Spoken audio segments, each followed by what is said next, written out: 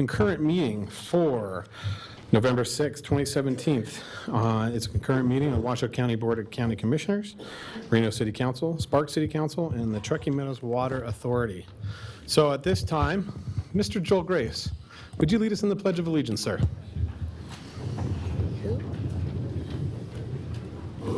Pledge allegiance to the flag of the United States of America and to the republic for which it stands, one nation, under God, indivisible, with liberty and justice for all.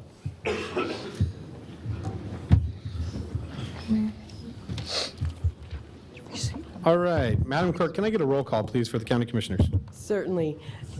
Chair Bob Lucy. Here. Vice Chair Marcia Burke-Bigler. Here. Kitty Jung. Present. Von Hartung. here. Jeannie Herman is absent today. County Manager John Slaughter.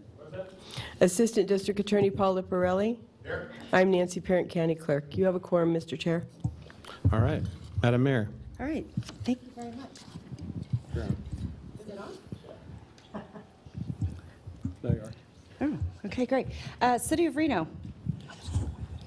May I get a roll call, please? Yes, Madam Mayor. Breckus, absent. Dewar. Here. Delgado. McKenzie. Jardin. Bobzien. Sheevy. Here. Madam Mayor, you do have a quorum. Thank you very much. All right. And Mayor Pro Tem, Mr. Smith. Teresa, can we get a roll call, please? Mayor Martini, absent. Council members Abbott, absent. Lawson. Smith. Here. Bybee, absent. Dare. Here. Acting City Attorney Eiding. And Acting City Manager Neil Kreutz. Thank you. We have a quorum. All right. Thank you. And then Commissioner Hartung, do you want to do a Truckee Meadows Water Authority. Truckee Meadows Water Authority, please? Thank you, Mr. Chairman.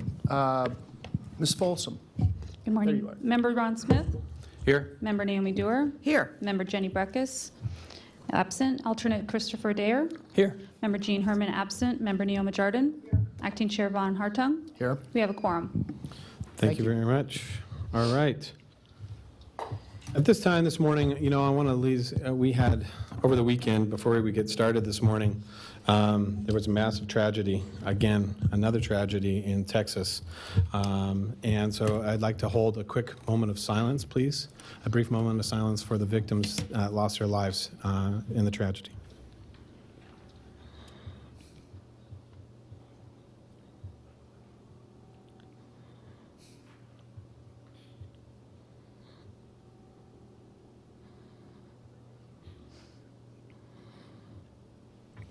Thank you, everybody. Okay, at this time, we are on to public comment. Madam Clerk, it looks like I have quite a few signed in this morning. So as I would do in most of our commission meetings, I will call you and I'll call the next name following. And if I just have you queue up and get ready to come on down. So first this morning, I have Mr. Rick Snow.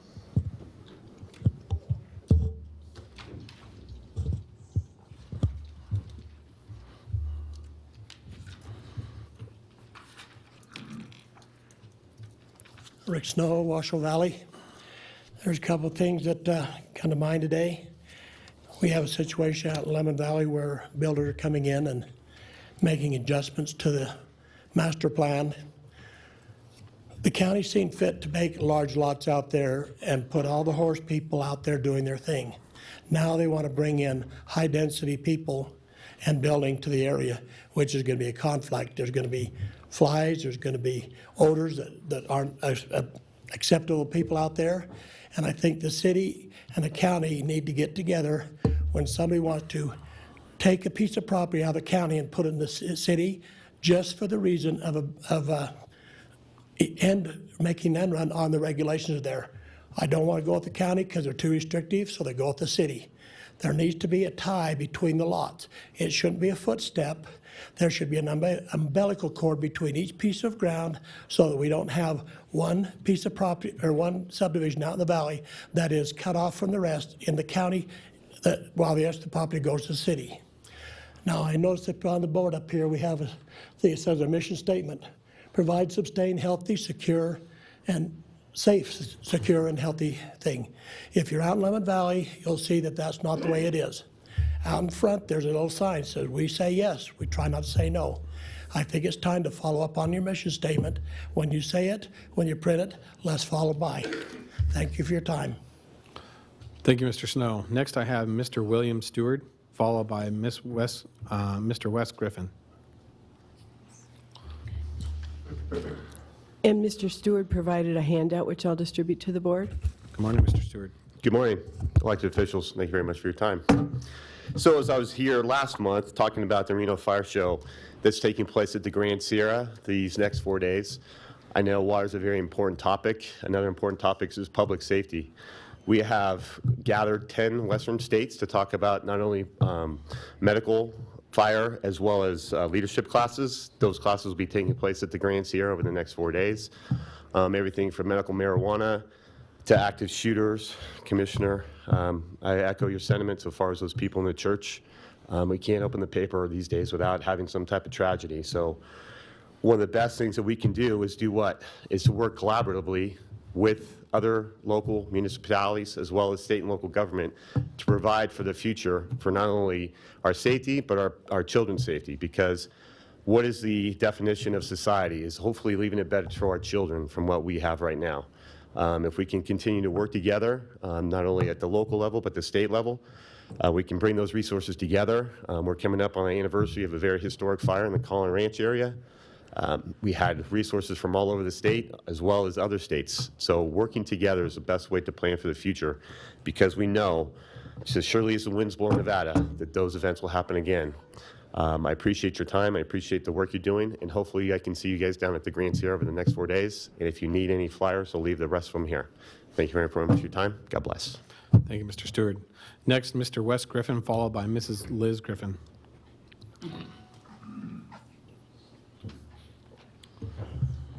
Good morning. I'm Wes Griffin, and I'm here to speak in favor of saving Wild Creek. You've all, I'm sure, read the headlines in our local paper about how Washoe County critics are saying that Washoe County School District is being dishonest in their portrayal of Wild Creek being the best place to build a high school. And that all begins from the very beginning. Before Washoe County and the RSCVA got together to suggest that Wild Creek be used as a high school, there was no public input. In fact, it was done all under the radar, so to speak.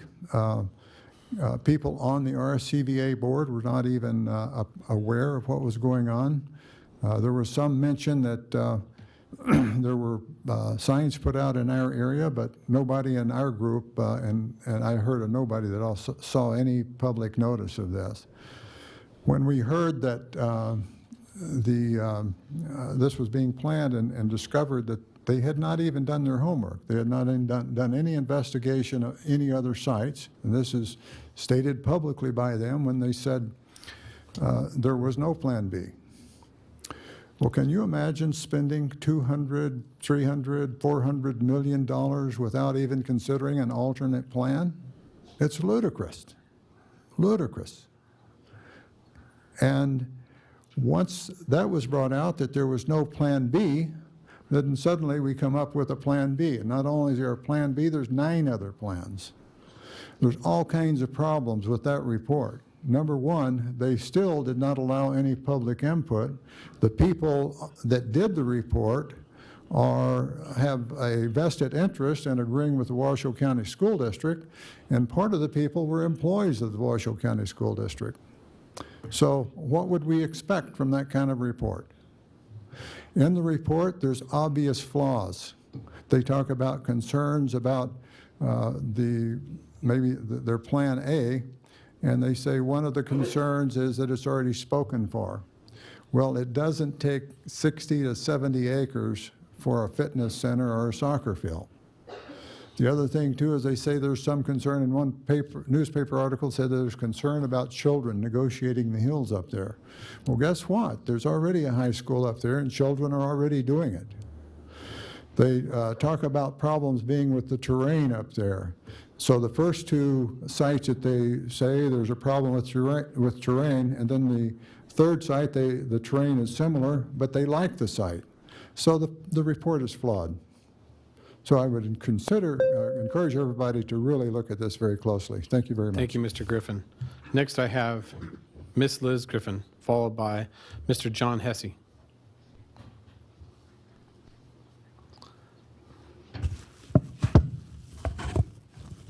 Can everybody hear me? I'm accused of not speaking up, so, okay. I'm also here to speak about Wild Creek, obviously.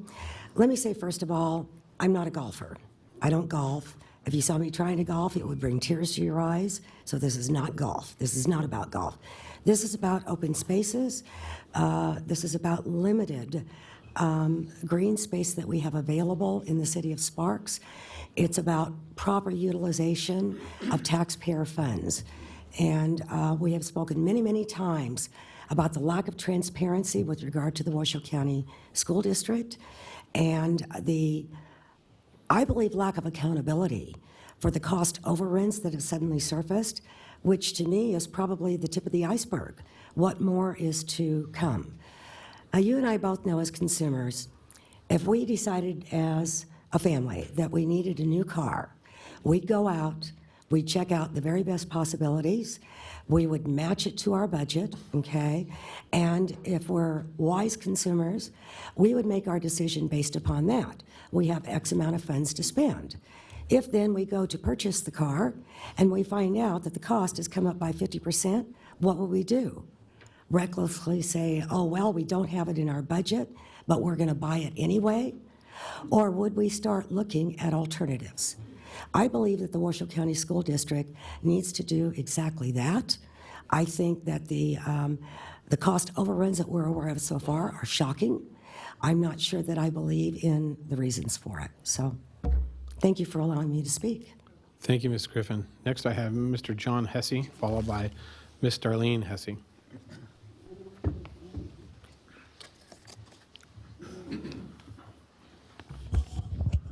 Good morning. Can everybody hear me? Paul? Hi, good morning. Just checking. Hey, I'm speaking against the high school at Wild Creek. There are just so many things about it that aren't going to work out that I don't even quite know where to start. First, we were watching this last Sunday, a Face the State. There was a spokesman from the Washoe County, or the Truckee River Flood Project by the name of Jay Alden, and he painted a kind of a bad picture of, not bad, but a terrifying picture of with all the water we got this year. If we get this much water next year, we're going to really be in trouble. Of course, he's got a lot more deeper pockets, I guess, to work with than we do. But if you take Wild Creek Golf Course, and it is in a floodplain, I'm an insurance agent by trade, and I've sold flood insurance, and I sure wish I could sell the flood policy on a Wild Creek Golf Course, because I'd be retired by now. Thank you. Come to my office later now. No, but it would be, it's in a floodplain. A parking lot at a high school is not going to soak up any water.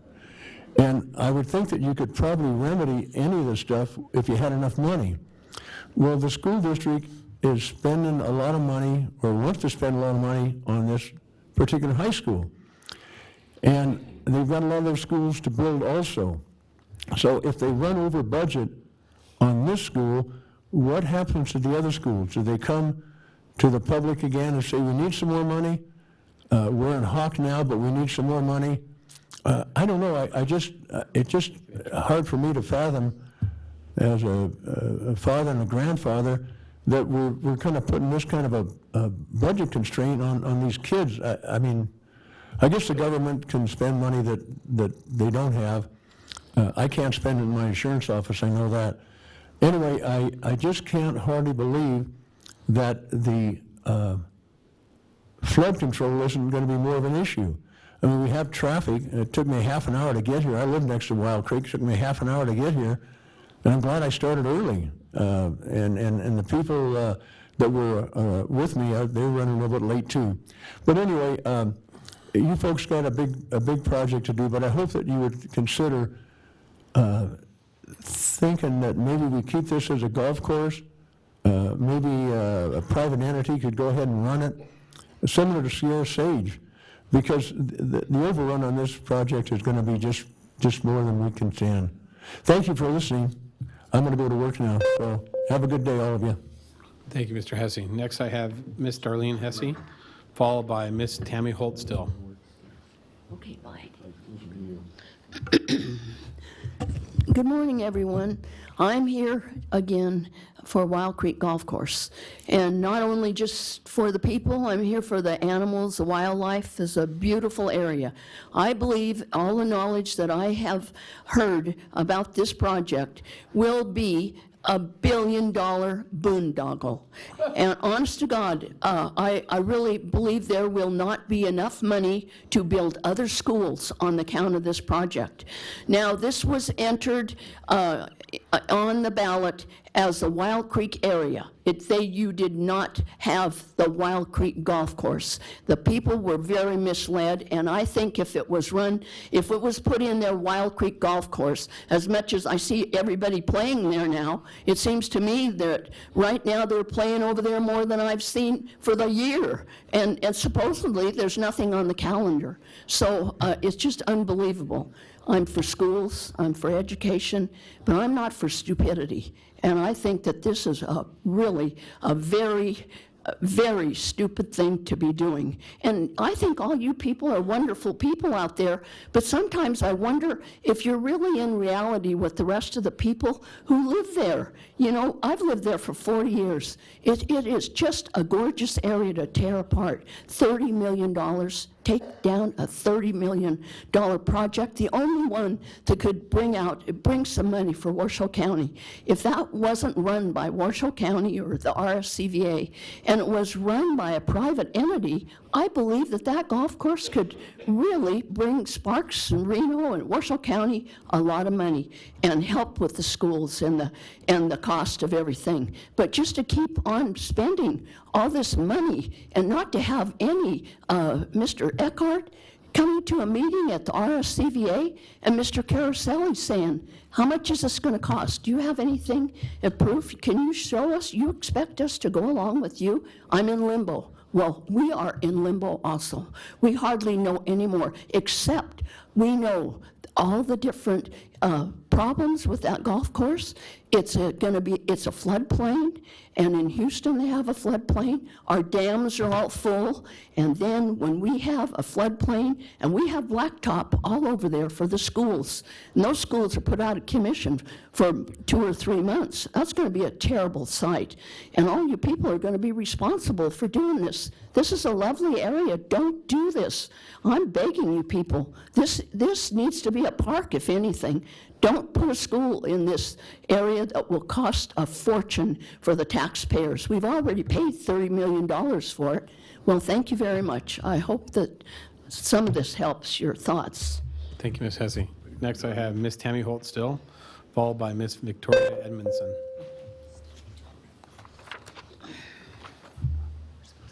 Can we get the overhead, please? Good morning, Commissioners, Council, Board members. Tammy Holt, still Lemon Valley Swan Lake Recovery Committee. The water's still there. I'm still here for the record. Regrettably, I have to start off with some very disgusting and horrifying news. Washoe County has announced to residents in Lemon Valley they will no longer receive assistance, but they cannot return to their homes. For example, the senior citizens that are standing up behind me. He is a disabled veteran. How could you treat these people this way? It is sickening. Second, the red-tagged residents out in Lemon Valley receiving a letter telling them that they need to get their homes repaired, and they haven't received any assistance to do so. Washoe County Commissioners and staff making negative, disrespectful comments about Lemon Valley residents as a whole to other political officials and professionals. At this time, Washoe County and the City of Reno have yet to do their fiduciary responsibility. This is not a state or federal emergency or response requirement. This is yours. You need to do the following. You see the people in the background, they feel the same way. You need to, number one, assist the residents displaced by the affluent waters generated by Washoe County and the City of Reno's sewer plants. Pay for their housing until they can return to their homes. Pump your affluent water out of Swan Lake now, not 10 years from now. Protect all the homes from the flooding currently, including the church, which have not been. Urge TRC, the City of Reno, and TMRPA to fund the HUD for assistance to rehabilitate their homes. Put a moratorium on all construction or attachment to the sewer plants, Washoe County and the City of Reno. You have 2 plants out there that are causing this situation. And this picture right here, this needs to stop. This was done on the corner of Lear and Stead Boulevard in the last 2 weeks. Those pipes are going to be whatever it's going to be, whether it's stormwater or sewer, it's going to end up in Swan Lake. Swan Lake is overflowing right now. We don't need it. It's time to stop. It's time to pay attention to your infrastructure first and quit damaging everybody else. It goes back to your backyard is messing up my front yard, and it's time to fix it. Thank you. Thank you, Ms. Holdsell. Next, I have Ms. Victoria Edmondson, followed by Ms. Kathleen Shoup.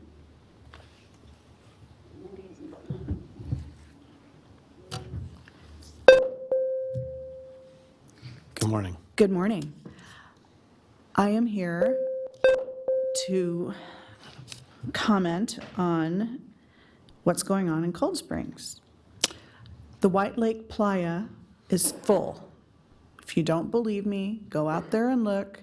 And if we have another wet winter, we're going to be over the 395. It's just right there. I am concerned about the Stonegate development because the water treatment facility out in Cold Springs is not able to take care of any more sewage. When it was expanded, one of the conclusions was the current wastewater treatment plant expansion is intended only for development already approved by Washoe County, thus it is not expected to promote further growth in Cold Springs. The original proposal by Stonegate was to be, I believe was 187,000 gallons of sewage per day.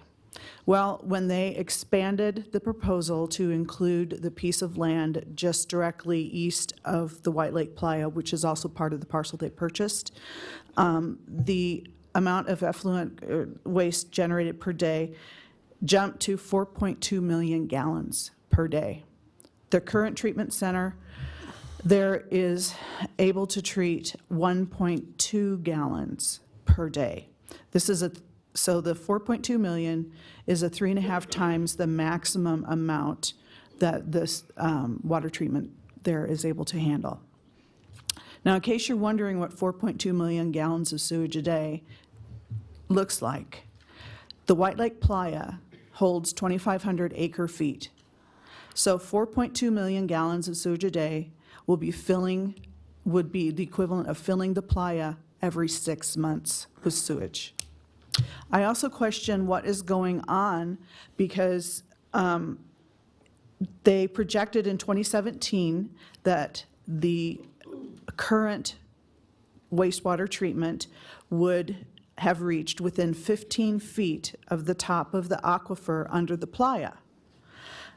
We have 5 feet of evaporation per year. What happens when the aquifer gets full under the playa is it percolates up and then is lost to evaporation.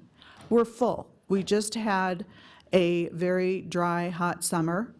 In theory, the playa should be empty right now, but I believe what's going on is the wastewater is going into the aquifer over and above the 15-foot barrier that they thought would happen at this point in time. And so I'm wondering, where are the studies to determine where is the level of the water in the aquifer? Thank you, Ms. Edmondson. Thank you. Next, I have Ms. Kathleen Shoup, followed by Ms. Denise Ross.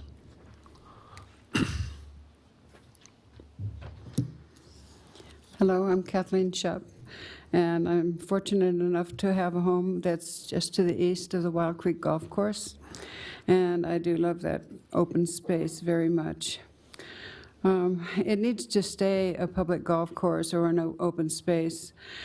As a golf course, it supplies affordable golfing for our seniors and our regular folks that cannot afford to belong to one of the country clubs. It's close enough to the homes so that the people can actually get there in a timely fashion and not have to drive for quite a distance. It's a habitat for a lot of animals. There are so many really wonderful little animals scurrying around on there. I especially like the badgers. They're really cute. They like to tumble and roll in the grasses. The school district never did any due diligence when they looked at that property. They didn't check out any of the traffic problems or the flooding, which has been mentioned so many times over and over. And when I looked at the 2,500 students that are projected, and I thought about the parking, I came up with 15 acres of parking. And that's just for the students alone. That's not the teachers and staff to support the school's functions. Now, that's a lot of asphalt to cover the green space. And as was mentioned before, the lawns can reabsorb water, and that 15 acres of parking will not absorb the water that comes down out of Sun Valley.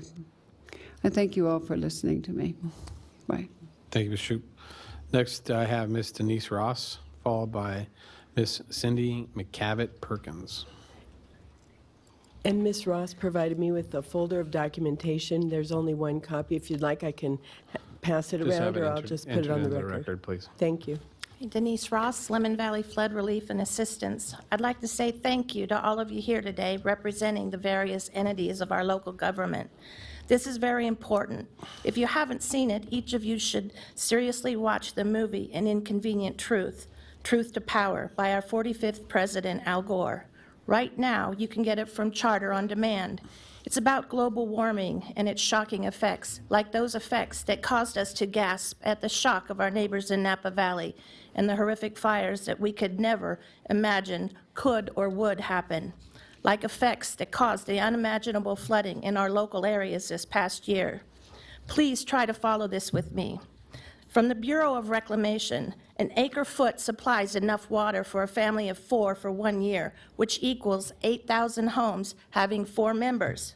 From Vidler Water, the controlling interest in the ranch property which produced the Fish Springs Ranch water deal states the approximate 8,000 acre-feet of groundwater is enough water to support at least 16,000 new residential homes in the Reno market. From the Reno Gazette-Journal, April 29, 2015, in an article written, "Pipeline would provide new water for the North Valleys." This article goes on to say how valuable the water is at that time, since the drought, then in its 4th year, could continue longer and would provide an extra 8,000 feet of drought backup. Now, back to a time in June 2007, Ecologic Engineering Report. Stormwater management and flood control are also very important considerations that affect water and wastewater issues in the Stead and Lemon Valley TMSA. Geographically, the areas lie within a closed basin. Presently, stormwater runoff is routed to Swan Lake and Silver Lake.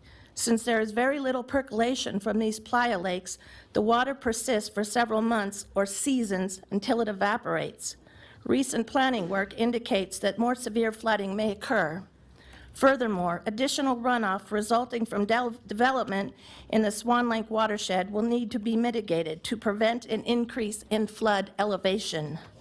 Now, please consider that Fish Springs Pipeline will be supplying housing areas, warehouses, and already converted homes.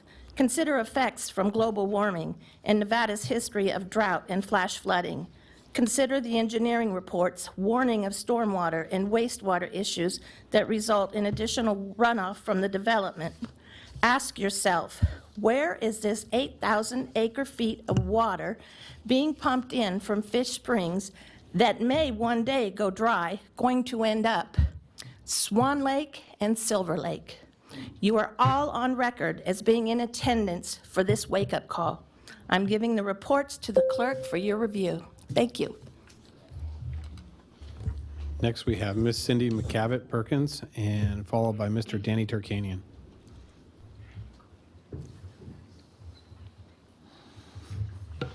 Good morning, Cindy McCavitt Perkins, with continuation for Denise Ross. We are not just talking about the water that is already there. We are not just talking about the effluent water from the sewage treatment. We are not just talking about that extraordinary amount of rain and snow that we get. And we're not just talking about thousands of new homes and warehouses that will cover our ground and earth here in Lemon Valley and North Valleys.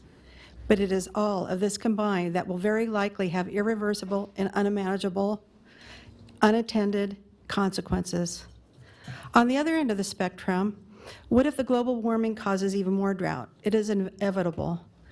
What will you do with 8,000 to 16,000 new homes and warehouses when Fish Springs runs dry, just as Owens Valley did near Los Angeles? What are you going to say that explains how you justify building when you know all of the infrastructure to support this is just not there? You do not control the water, drought, and flooding. Just drive down Lemon Drive and look with your own eyes at the collapsed systems. HESCO barriers, uncontrolled flooding, not enough funds to clean the ditches, homes still abandoned from the flooding, and you will not even know who is responsible for maintaining it all, Washoe County or the city of Reno. You can't just close your eyes to it and keep building. You may think the HESCO barriers are fixing the problems. They are not a fix. You can't just open and close Lemon Drive to the weather. You can't continue to run temporary pumps forever. Things out there have collapsed. You cannot deny what your eye sees when you drive down Lemon Drive. Again, you are on record as being attendants of this wake-up call. And I would just like to say for myself, I'm concerned with all the development being planned, that the Reno Air Races, they bring in $24 million on their event. What's going to happen with all the new homes out there, and then the threat of, being a dangerous situation of the air races flying over homes? Are they going to close the air races? Are they going to stop it? And just my thought. Thank you very much. Next, Mr. Danny Tarkanian, followed by Mr. Sam Dene. Mr. Chairman, Madam Mayor, fellow councilmen and commissioners, my name is Danny Tarkanian, and I'm running for the United States Senate. I have heard so much how well you three organizations work together, and as I think we would all agree, Washington, D.C. could sure learn a little bit about working better together. So I thought I'd come by today and watch and see how you get this thing done. My father always said the best comments are the shortest comments, so I'm going to yield the rest of my time. Good morning and have a good day. Thank you, Mr. Tarkanian. Next, Mr. Sam Dene.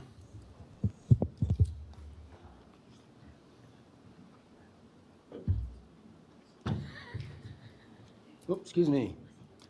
Sam DNA Dene, the heart and soul, the body and mind of Reno government. We had that man running for United States Senate. I should be the United States Senator. I know more than all these people added together.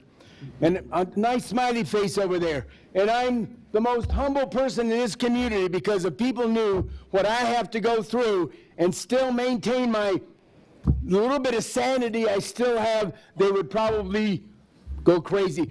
I'm an Air Force Academy graduate. I spent many years flying fighters and bombers, defending our nation. I've been to more city council meetings and county commission meetings than all of you wonderful people added together, multiplied by 10. I'm responsible for 90. Oh, and by the way, I really appreciate when we have the sheriff sending a deputy down here every day, and the police chief, a deputy here to protect Sam against nefarious things that might be happening back there. Thank you very much, sir. At any rate, nice smiley face there, too. Hey, by the way, I'm responsible for 92% of the good things about Reno, starting with saving Burning Man when they wanted to shut it down, all the way to saving the Air National Guard, which they wanted to get rid of it by bringing fighter planes in. The Air Guard would no longer be here. I said get cargo planes, they got cargo planes, and we have a great Air Guard going on now. All the way up to this Tesla effect, but now I'm regretting that I was a driving force that helped bring Tesla here. It's not really a good thing because the wrong people are paying for the problems. The people, why aren't you having meetings with those people over in Story County and ordering them to pay for all of these schools and things? Build the schools over there. This is wacko. And people said, Sam, why don't you try to be nice? And I said, wouldn't it be nice? Wouldn't it be nice if we had bureaucrats who respected the citizens? Wouldn't it be nice if we had an honest voting system? Wouldn't it really be nice if we had an honest media mouse wacko, instead of the wacko freaks that we have destroying our community? The media, the Reno Gazette, they hate Reno. And as far as this, they call it the Wild Creek High School Guard, I'm saying it's the billionaire's boondoggle. It's going to, you pay that much money for that, the rest of the money is going to be spent. We do have an infinite tax coming in here, but it's going to be billions of dollars if you waste it the way you're going to waste it on this Wild Creek boondoggle. By the way, I'm almost always right, and I'm betting, just to make these folks feel good back here, safe, this $100 bill, I'm betting this $100 bill that you guys are going to have the honesty, the courage, the integrity to do the right thing and vote it down, get it out of there, throw it somewhere else. Anybody want to take me up on that bet? I'm betting that these people will do the honest thing. Boy, that is a stretch, though. Thank you, Mr. Right, Dene. thank you over there. Thank you. Thank you. Ms. Thank Tracy you. Hall. And you're welcome over there. I want your bet, Sam. I'll take your bet. Followed by Mr. Mike Brierly.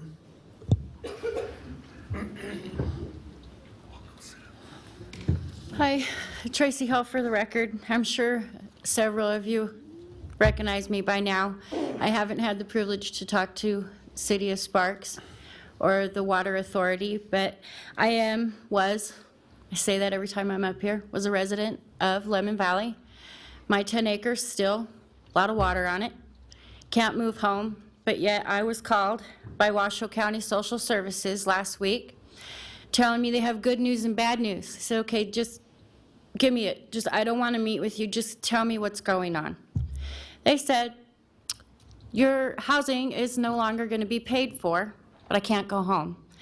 But we have good news. You can apply for HUD.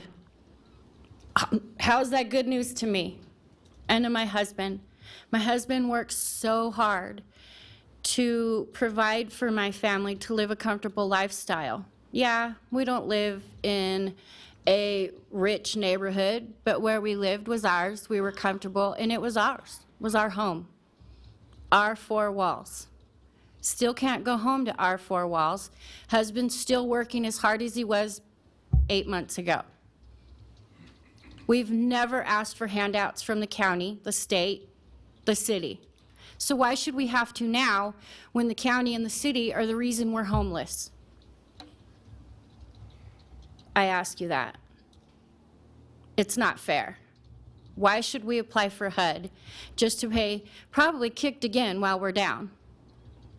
You guys don't want to pay for our housing. Why, I mean, come on, this is ridiculous. You guys talk about on the news that you're there for the duration, for the community out there, but yet you keep taking back what little help you've done. Why can you put on the news that you're still there to help us, and you're not? That's a lie. Those HESCO barriers, sure, they help a little bit, but for those of us on Pompey, they've destroyed our lives. Those HESCO barriers were put up and sacrificed those homes on Pompey to save others. But those homes on Pompey are still vacant because we can't move back home to them. A couple of weeks ago, I heard veteran and homeless shouldn't be in the same sentence. You got a homeless veteran out there because of the flood, and he's homeless. Shame on you. He shouldn't be, just as we shouldn't be. We're part of the community just like everybody else, and we deserve a home back. And now we're being told, as of January 1st, no longer our temporary housing will be available unless we qualify for HUD. Then we have to pay more money out of our pockets. That it shouldn't be that way. Thank you. Next, I have Mr. Mike Brierly, followed by Mr. Jeff Church. Good morning, Mr. Chairman, members of the commission, and those from City of Sparks and City of Reno. I'm here to talk about Wild Creek, but I have to start off by yesterday I took a drive. I went up to Old North Gate. I went around the whole area. There's a number of beautiful homes around North Gate. And I finally got around to the road that used to go up to the clubhouse. There's a big lock gate there with a sign on it that says golf course closed. Then I looked down in the hole where North Gate used to be quite beautiful to look at, the green space and the open space. Now it's really a fire hazard, particularly after last year had all this moisture. There's weeds and grass that are that high down there. There's no perimeter protection of those homes. Seems like the fire department will take a look at this. That's just what I see possibly happen at Wild Creek, particularly if the school takes part of it and the rest is left vacant. If that happens, there's some severance damage that everyone has to look at. I would like to have attention made to NRS 244.2815. This is a sale, lease, or disposal of real property of county for redevelopment or economic development requirements. A board of county commissions may sell, lease, or otherwise dispose of real property for the purposes of redevelopment or economic development without first offering the real property to the public and for less than fair market value of the real property. I'm sure you all have looked at this. Before a board of county commissioners may sell, lease, or otherwise dispose of real property pursuant to this section, the board must, except or otherwise provided in subsection 3, obtain an appraisal of the real property pursuant to NRS 244.2795 and adopt a resolution finding that in its best interest for the public to sell, lease, or otherwise dispose of this property. The key here is best interest for the public.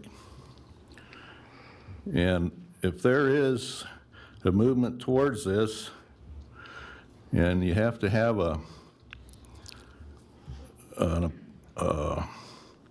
resolution finding that it is in the best interest of the public to sell, I hope you have public meetings, public hearings, and have more reasons than it's a cost to the RSCVA, or where they're losing $300,000 a year for the next 3 years. That's the only reason I can see RSCVA wanting to get rid of the golf course. You need to look to a private developer and lease this property to them. Thank you. Thank you, Mr. Brierly.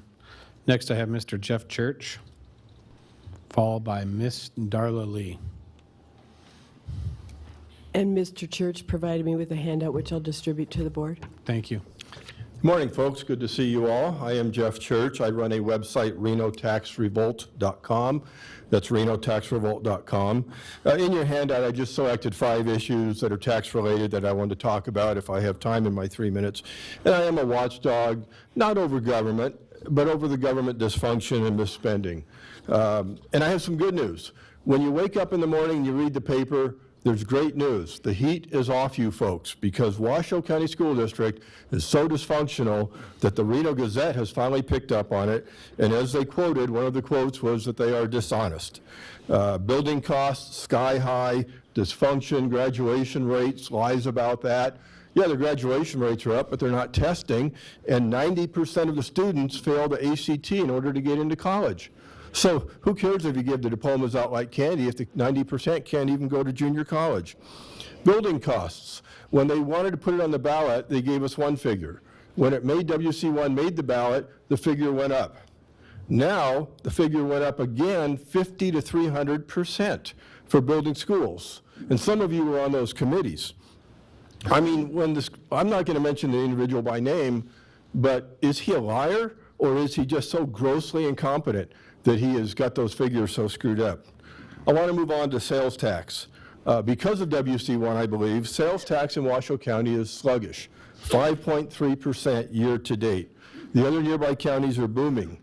Auto sales, sluggish, actually down 8% in April in Washoe County and double-digit rates up in Lyon and Carson City. AB 375 flood tax. That's the next issue. Coming soon to a ballot by you. I question the legality of a bill that grants power to a biased, unelected committee to determine what taxes or fees we pay or what's going to be on the ballot. I want to make this clear. Of the $400 million that they seek for flood control, not one penny would go to those folks in North County. It is entirely Truckee River, and we already pay a sales tax for that. And I only have 45 seconds left, but I'm a veteran. I'm a VFW Life member. This take a stand stuff that's going on nationwide is out of control. We have, and I was proud to see not one person took a knee during the pledge. Thank you, folks. We're not going to stand for this, and we have local businesses that advertise with the Reno Aces and the other sports things. As leaders in the community, I'm asking you to reach out to the local teams and encourage them not to let their players take a knee and disrespect the flag, veterans, dedicated law enforcement officers, and the ideals of this country. Because we're going to protest and they're going to lose business. And you don't want to lose business because that's tax revenue, and we're already sluggish. So thank you very much for your time. Thank you, Mr. Church. Next, Ms. Darla Lee, followed by Mr. Max Haynes.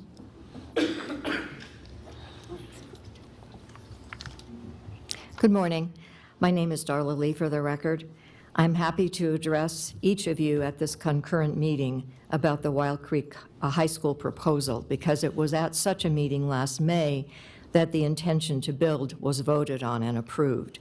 Over the last 6 months, you have heard concerned citizens address this issue, and perhaps you're tired of seeing us. Sadly, only a small number of us can attend meetings held during normal work hours, so you see the same faces, but rest assured, we represent thousands who share our concerns. That being said, I will not reiterate what you have already heard many times about all the negatives involved in building of a new high school at the Wild Creek Golf Course. And we are all waiting to find out the results of the impact studies, which are due at the end of this month. However, according to personal conversations with the female members of the Washoe County School Board, I have to say the men never called me back. I have no doubt that if the studies indicate approval of the site, it will be bought and the school built, no matter what the cost overruns might eventually be for this project. So it seems to me that groups represented here, as well as the RSCVA, that a number of you are also members of, has the opportunity to decide as to whether to offer this property to the school board or to offer it to a private management group to continue its operation as a golf course. The first option will undoubtedly lead to negative impacts on the surrounding community and businesses, as well as a loss of green space, animal habitat, and affordable golfing. The second option If proper management is obtained, and especially if the remaining water debt bond could be paid off, then revenue could be added to Washoe County, as is currently the case in Sierra Sage. On the one hand, as a high school for which a better location could surely be found, and the spending of tax dollars that would reflect a true concern by the school board for the taxpayer, and on the other hand, is a retaining a potentially profitable asset which still benefits students via the First Tee program, but also the general public as well. You are all elected public servants, and I assume that you are in your position because you want to serve all the citizens of Washoe County, hopefully not just those in your own district, and to the best of your ability. Please do not think that this is a small matter that will soon be forgotten before the next election. Thank you. Thank you, Ms. Lee. Next, Mr. Max Haynes, followed by Mr. Charles McCubbins. Good morning, council members, commissioners, and staffs from the city of Reno and Sparks and the county. Thank you for allowing me to speak. I'm going to speak a little bit about housing. My name is Max Haynes. Before I get into my comments, I'd just like to say there's three kinds of people in the world: those who make things happen, those who watch things happen, and those who wondered what happened. I'm a little concerned that with the housing issues we face in the region, we're going to be asking, well, what happened? I live in the county, I live in the city. I have employees that are getting to the point where housing is a crisis, rents are skyrocketing, and as you guys probably know, the key to affordable housing is really supply. And the key to supply is moving projects along that make sense without jeopardizing planning issues and public safety. I work with a company called Alpen Mortgage. We are currently financing over 300 homes for small and medium-sized builders. It's very difficult for them to get financing, and delays cost them large amounts of money and also make the capital markets here questionable. Can we get this project done on time, on budget? These are the guys that can quickly make projects move along. Today, you guys are going to address some water project issues and discussions of better coordination between Tumwa, County Health, and NDP. There's clearly an issue of delay. We have the data in our projects to show that it's delaying projects between 2 and 6 months minimal by not better coordinating different agencies. I realize there's health and safety issues. I also realize that as leaders, we can move those along and truly define what's a health issue and what's a planning issue and what's a territorial issue. So I encourage you guys today to really take that discussion seriously and really see if we can demand action, limit bureaucracy, and without jeopardizing any safety. And I think this can be done. And I'll just tell you that never confuse movement with action. We're seeing a lot of movement. I don't believe we're seeing the action that's necessary to meet the shortages we're going to see in housing. This is something that all bodies need to get together and demand leadership all the way from the state, the governor's office. The governor has asked his staff to move things along. I serve on a housing task force with the mayor, and she's asked staff to move things along. I'd also ask the county staff to do the same thing and really lead the staffs to get rid of any bureaucracies that don't make sense. That's timelines, that's any territorial issues of who's responsible for what. This can be done, and I look to you guys to do that. Thank you for the time. Thank you, Mr. Haynes. Next, we have Mr. Charles McCubbins, followed by Ms. Donna Robinson. My name is Charles McCubbins, and I thank you for the opportunity to come before you. If you'll excuse me, I want to read this. I usually don't use notes, but today I feel obligated to. Years ago, the Washoe County Board of Commissioners adopted a master plan, and that was one that called for the preservation of green spaces in the county, knowing that they saw expanded growth and expected growth. The Washoe County School District looked 10 years into the future and said they need 7 new schools. We're asking you, this board of commissioners, to do the same thing. Look 10 years into the future and see if you see enough golf and recreational and green spaces to accommodate the future growth of this county. The truth is, in 10 years, you'll be looking back and you're going to be trying to find a place to build new golf courses and find new green spaces.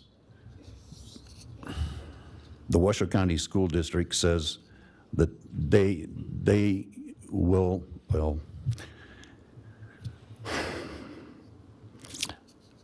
it was not, I'm losing my train of thought, and I apologize so much.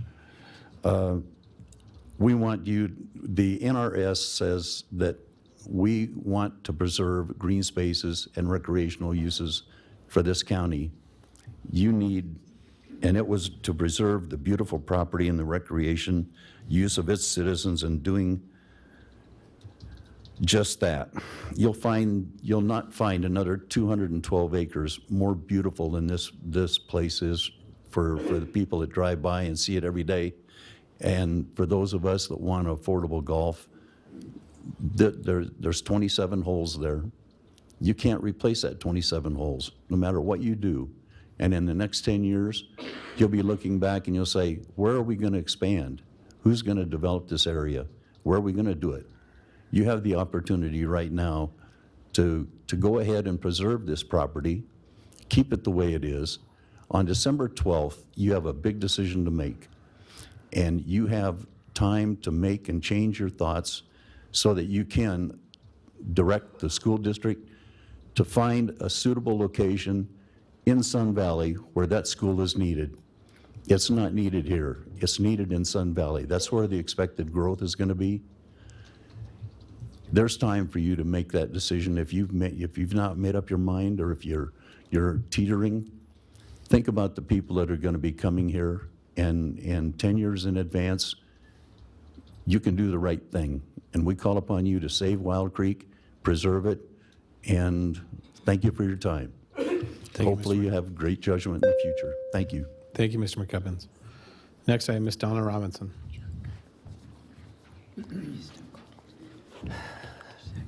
Good morning. The commissioners know who I am. I'm happy to speak in front of representatives from the city of Reno and Sparks. My name is Donna Robinson. For the record, I am a resident of Lemon Valley. I am a veteran, and I am currently and still out of my home in Lemon Valley due to the flooding. I had no intention of speaking today. However, listening to other public comments, I have heard some things that have angered me. One of the things I want to say is thank you for the help that you have given us, Washoe County. I am lucky enough to be in housing provided by the county and the state. However, I had to go out and find a loan to fix my home. I had to take out $60,000 to fix my home. Guess what my insurance paid me? Nothing to date, maybe $500 in the future. Insurance is not worth, flood insurance is not worth the paper it's written on, okay? I have to worry every day, especially with this winter. We're hearing it's going to be one of the worst ones we've had. We're going to get more water. Am I wasting my money by putting it back in my home? I am a veteran. I am also a retired city employee. I gave 26 years of my life protecting the city of Reno and the residents of that city. And I am really disturbed at the fact that all the work that I am putting back in my home may be worthless. I want to live in my home. I've been there for 25 years. I have blood, sweat, and tears on my property. I have horses. I have dogs.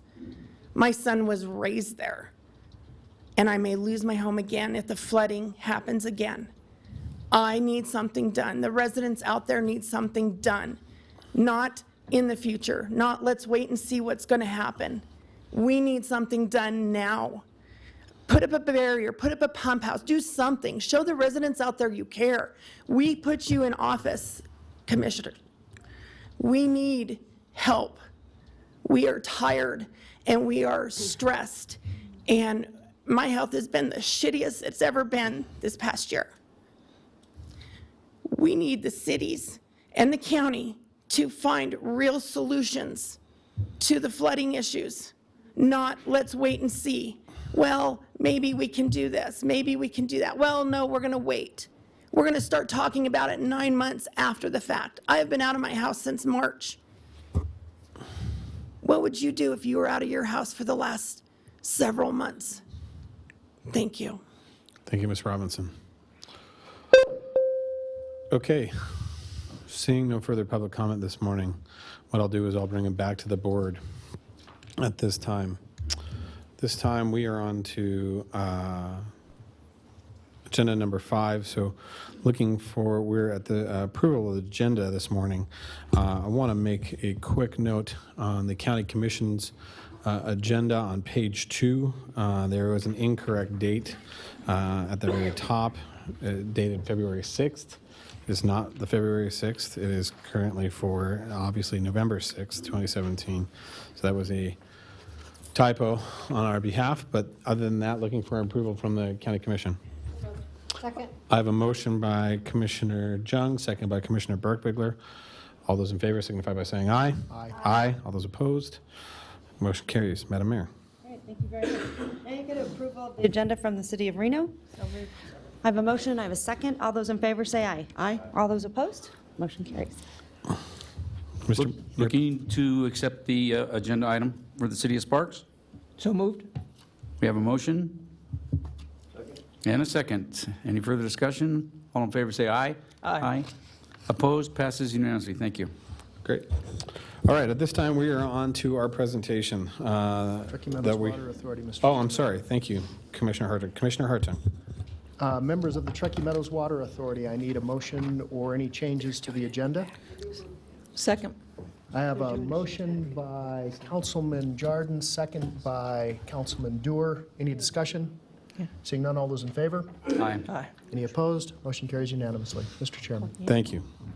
At this time, we are on to our presentation this morning, and there's a presentation, discussion, and possible action on the status of the review and approval of water projects by the Truckee Meadows Water Authority, Washoe County Health District, and the Nevada Department of Environmental Protection. We have with us this morning members from each of these entities. One of the reasons this issue is brought forth by to this concurrent meeting to be held in this is to have an open discussion that has been brewing, I guess, in most of in the 4 entities over the last 6 or 7 months, if maybe longer. This morning is a discussion to see where we are with things and have the ability for everybody to brief the 4 entities on status that is being made and where we're at with things and how we look to move forward. So at this time, what I'd like to do is invite Mr. Greg Lovato from the Nevada Department of Environmental Protection to lead us this morning. Thank you, Commissioner. Thank you, Commissioner Lucy. Again, my name is Greg Lovato. I'm the administrator of the Nevada Division of Environmental Protection. With me today, I have Washington County Health District Officer Kevin Dick and also Tumwa General Manager Mark Foray. We have a 4-part presentation for you today. I'm going to give a bit of background on Nevada drinking water law and regulation. Kevin and Mark will then follow up with discussion about recent progress we've been making on approving water projects, and then I'm going to follow up with some discussion about longer-term fixes. And so just to start off, although the focus of the review has been on the review and approval of water projects, individual water projects, these individual projects are taking place within the context of federal and state laws and regulations where both the state and Washoe County Health District have assigned roles. The Tumwa water collection, treatment, and distribution system is regulated as a public water system under both federal, state laws and regulations. Those public water system regulations apply to very small systems such as mobile home parks and at mining facilities throughout the state, as well as large municipal systems such as Tumwa's.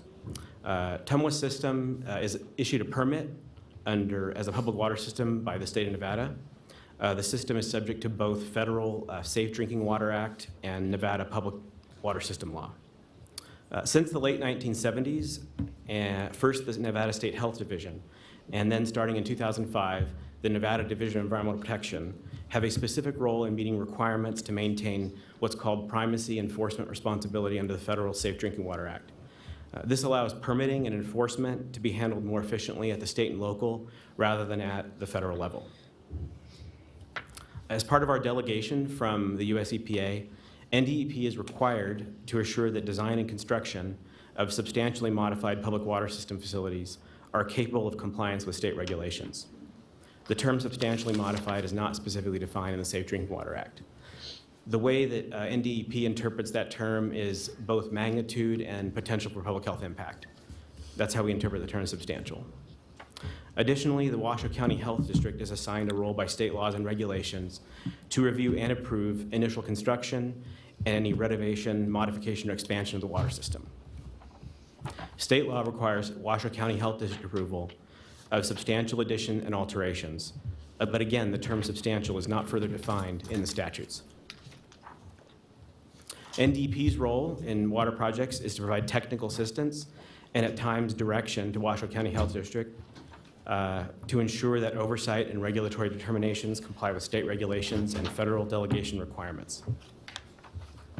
State regulations originally enacted in 1997, that was the last time they were substantially revised, by the Health Division are very specific and require Washoe County Health District approval of all water projects regardless of size, unless a waiver is granted for main expansions of less than 500 feet or less.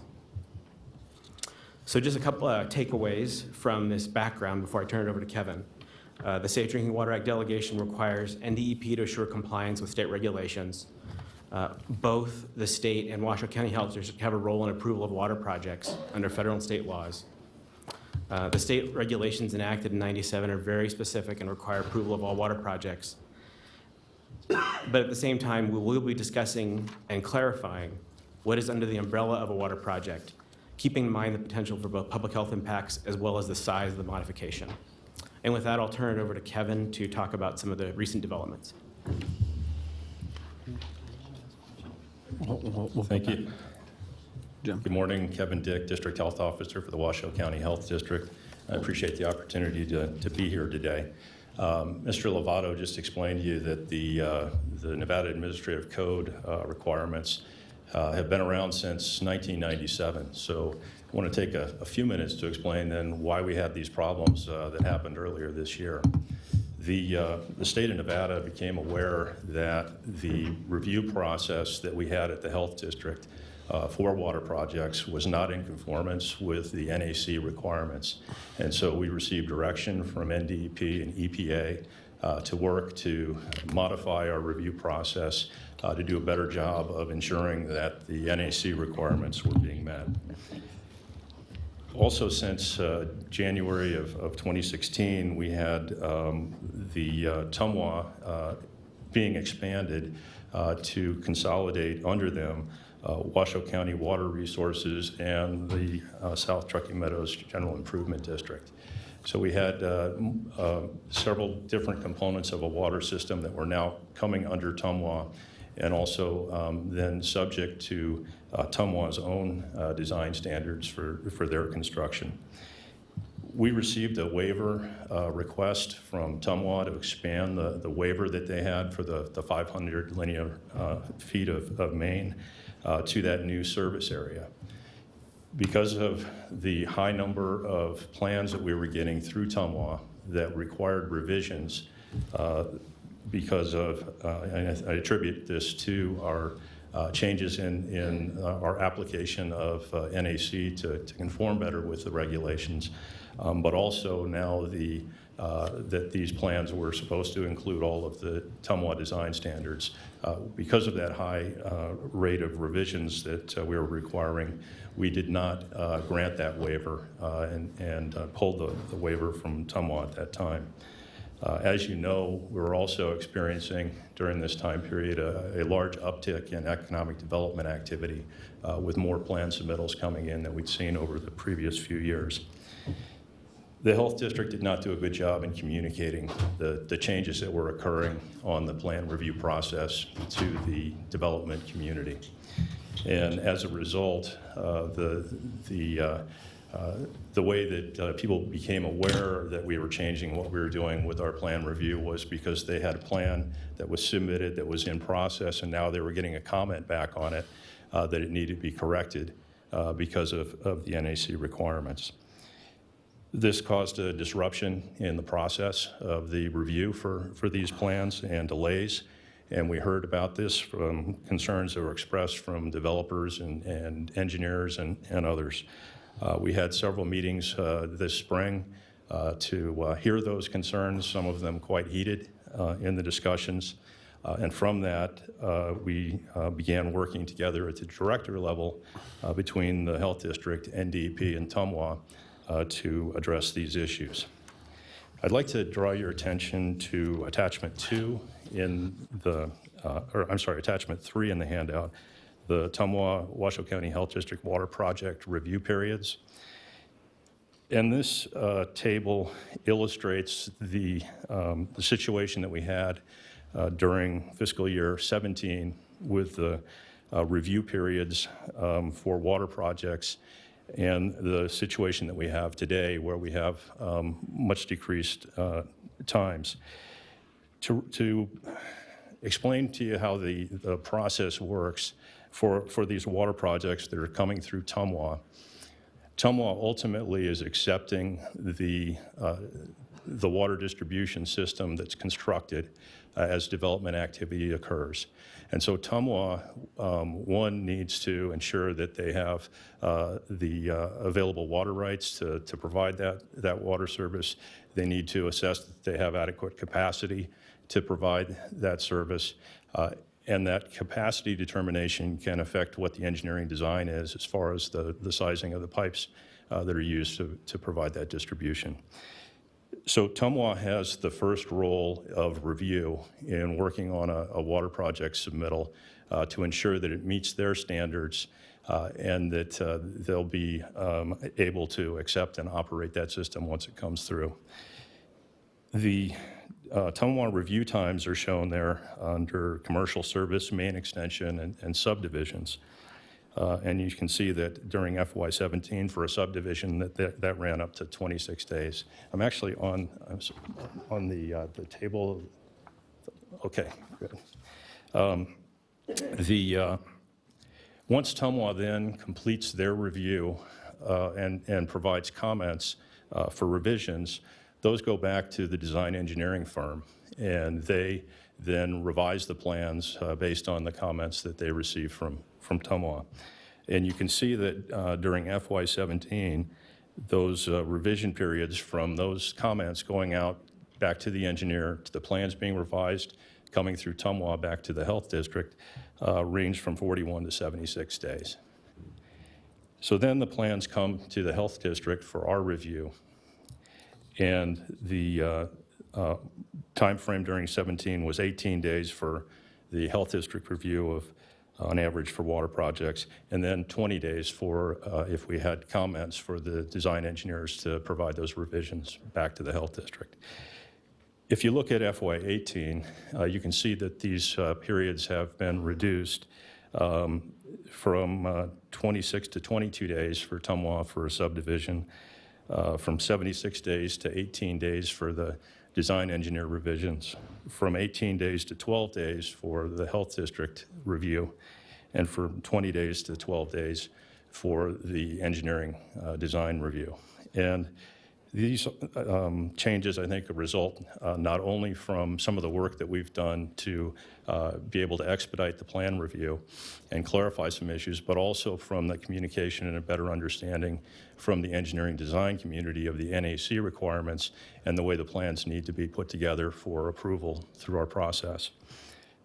Some of the things that we addressed were to expedite project review was eliminating review of irrigation, less than 2-inch diameter distribution system.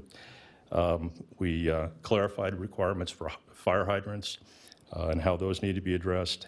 We, to expedite review, are accepting and reviewing plans that have don't have the Tumwa easements noted on them, with Tumwa providing that information back to us further into the process. And we've streamlined approval for single service projects. In working with NDEP, the Health District has been authorized for additional decision-making capability in our review process.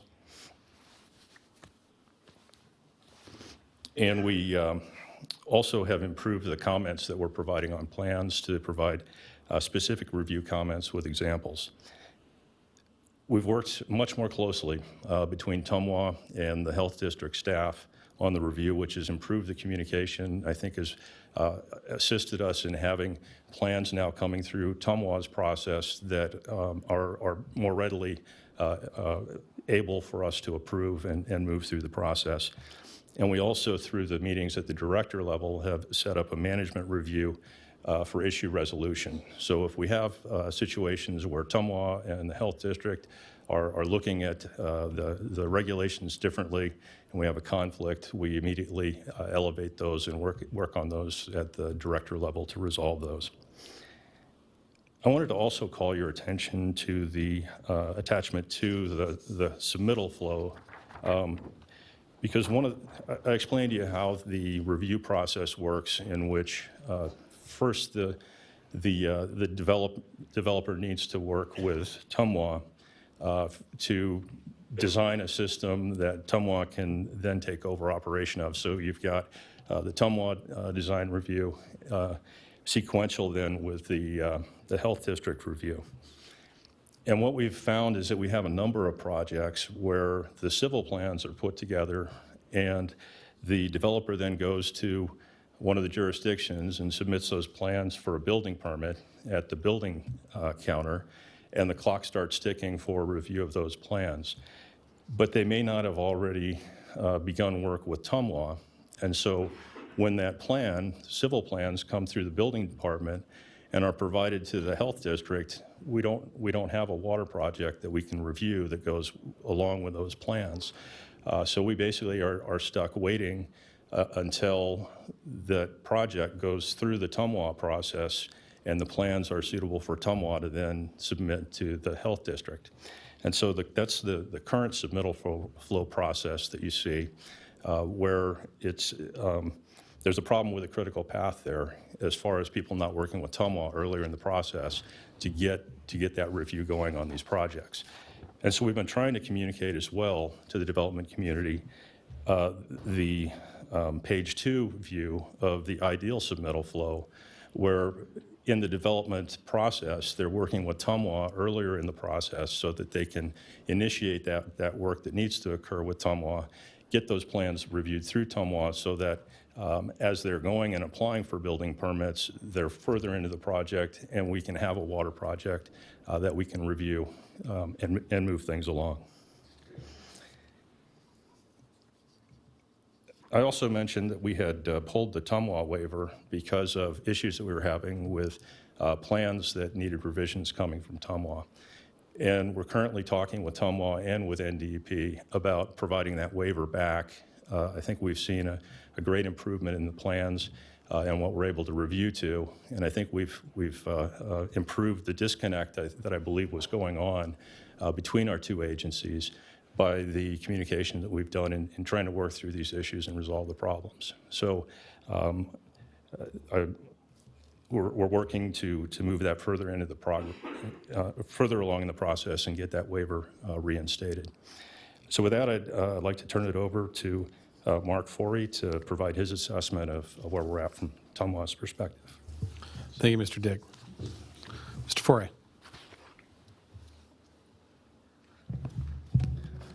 Thank you, Kevin. Thank you, Mr. Chairman.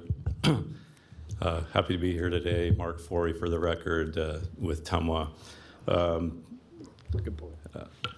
2017, the start of it was a tough year for a tough start of the year in terms of getting water projects approved. There's no question about that. But when these issues arose, we at the director level did get together. We had regular meetings. We've had regular meetings ever since, every week or two, or maybe several times a week in some cases, to try to move this process in a positive direction, to streamline the process, to recognize conflicts early and resolve them early. And so that communication has been very helpful. The improvements that Kevin has mentioned have resulted in some lesser, shorter turnaround times for review of all the parties on all the parties' behalf. And we've also had our staffs meeting on a regular basis too, every week or two. So this improvement in communication has helped the process a great deal. We've seen that again in those review times that have been coming down, which is good. But there are more things to do. We're very anxious at TUMA to get that waiver back, that 500-foot waiver back. That will really streamline some of the smaller projects that can be as simple as just adding a fire hydrant, for instance, which with that waiver would not have to go to the health department for their review. There are more things to be done. We do agree between all of us at the director level that changes to the NAC really need to be done. They're 20 years old. They've never been modified. Things have changed in 20 years. And we believe that there can be changes made to clarify those regulations, to remove ambiguities, to make it more flexible for water system design, which we all appreciate flexibility in our lives. We'd like to have that in water system design as well. And so we all recognize that NDEP is willing to go forward with that process. One of the bigger things about that process is we would like to have considered more autonomy for these large systems that have all these resources. We have dozens of professional engineers. We have dozens of grade 4 certified operators like Las Vegas Valley Water District has, like the city of Henderson has, for instance. We would like to see that, we would like to have more autonomy with those large water systems, to have more responsibility to administer those NAC regs in and of ourselves. And so that is something I'm very much looking forward to. TUMA will provide all the resources we need to move those NAC changes along as quickly and as efficiently as we can. And with that, I will turn it back over to Mr. Lovato to talk more about that. Thank you. Thank you, Mr. Foray. Mr. Lovato. So thank you again. For the record, Greg Lovato with NDEP. So I'm going to draw your attention to attachment 4, which summarizes what I'd called some of the longer term fixes to the existing system we're working within. I think you heard from both Kevin and Mark that within the existing system of the Nevada Administrative Code, which was passed in '97, it hasn't changed much. Hewing to the specifics of that code does place a burden on both the design community and the regulators. And so when there's any ambiguity, even with changing conditions or when you're trying to build in an old area or a new situation that you haven't dealt with before, that's where you have cause for confusion and cause for delay. I think you've seen that over the past several months within that existing system, we're doing what we can and will continue to improve our coordination to remove delay. And we know every day counts. We're committed at the state to only taking the time needed and having a program in place that's necessary to assure public health protection while moving projects along. So we have heard just among the past several months, we've heard there's several areas in the Nevada Administrative Code that require clarification, that require updating. And so I list some of those up here. Mark touched on the scope of the waiver for systems with engineering review programs. That's an extremely important component. What I think from the regulator standpoint, when we look at what a system should be capable of in terms of its own internal project review and approval, we're not only looking for resources, we're also looking for programs and documentation and audit that can be verified. And so I don't know if it's necessary from NDEP standpoint to have every single water project review as we're doing now, but there needs to be some form of review so that we can faithfully discharge our responsibilities under public water system law and the Safe Drinking Water Act. Some of the areas Kevin touched on, when you're getting into older areas of town, but you're putting in new service, some of these crossing requirements, mitigation requirements, separation distances can get complicated. And allowing a system where, subject to engineering review, mitigation options are available more readily. Yeah, that's something that we're open to looking at and clarifying. Another area of the current regulations that has resulted in some confusion is adoption by reference of several guidances and water standards back in the late 90s that some of them, such as American Water Works Association, are large and they undergo revision often, so it's impossible to adopt them all the time into the regs. But others may have been outdated in the past 20 years, and so we need to take a hard look at those and make sure that we're not adopting regulations by reference that aren't entirely applicable or necessary to what projects we're going through today. There could be other suggestions for revisions. We have proposed a process for revision. The process for revision, if you look at that timeline I set out there, the period from, let's just say, May through October is probably the least flexible part of that review and that revision process. We're required to go through Legislative Council Bureau, required to do public workshops, required to appear before the State Environmental Commission, and required to do Legislative Commission review. The part from November through April, where NDEP is intending to do outreach with affected parties and convene work groups, that can be flexible. That can be shortened. It's all going to depend on the range of comments we receive from everyone in the community and how big the changes we're proposing to make are. We'll be required to go through a process to receive that input at the beginning and then do a public workshop after the regulations are drafted. So this is our current anticipated schedule. It could change subject to the substance of the changes we're planning to make.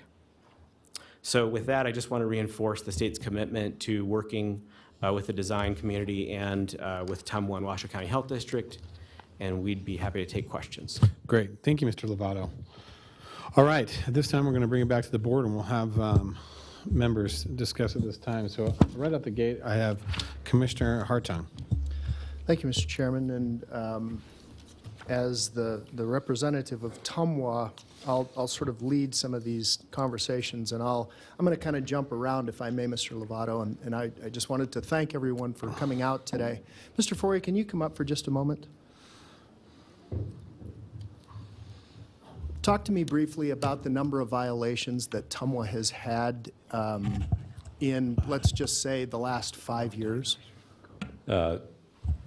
Mark Forey, for the record, we've not had any violations of water quality standards in the last 5 years. In 16 years. In 16 years. Yes, So since it's not, TUMWA was not formed. 10. It's since day one. We've had no Correct. violations. Okay. Correct. Okay. That's my basic question for you. Thank you. Mr. Dick, on your attachment 3, you talk about days. Define days for me. Are those calendar days or those working days? Yeah, I should have identified those are calendar days. Those are calendar days. Okay, good, good. Not working days. Okay, I'll sort of hold right there. And my understanding is that we're close to having an agreement with the waiver to be reinstated. Correct? That's correct. We've discussed conceptually what that would look like, and we just need to get something drafted, have staff sit down and review it. And when was the waiver pulled? Was pulled in early March. Okay, of this year? Yes. Okay. And we had, the last year I had data on that was 2015.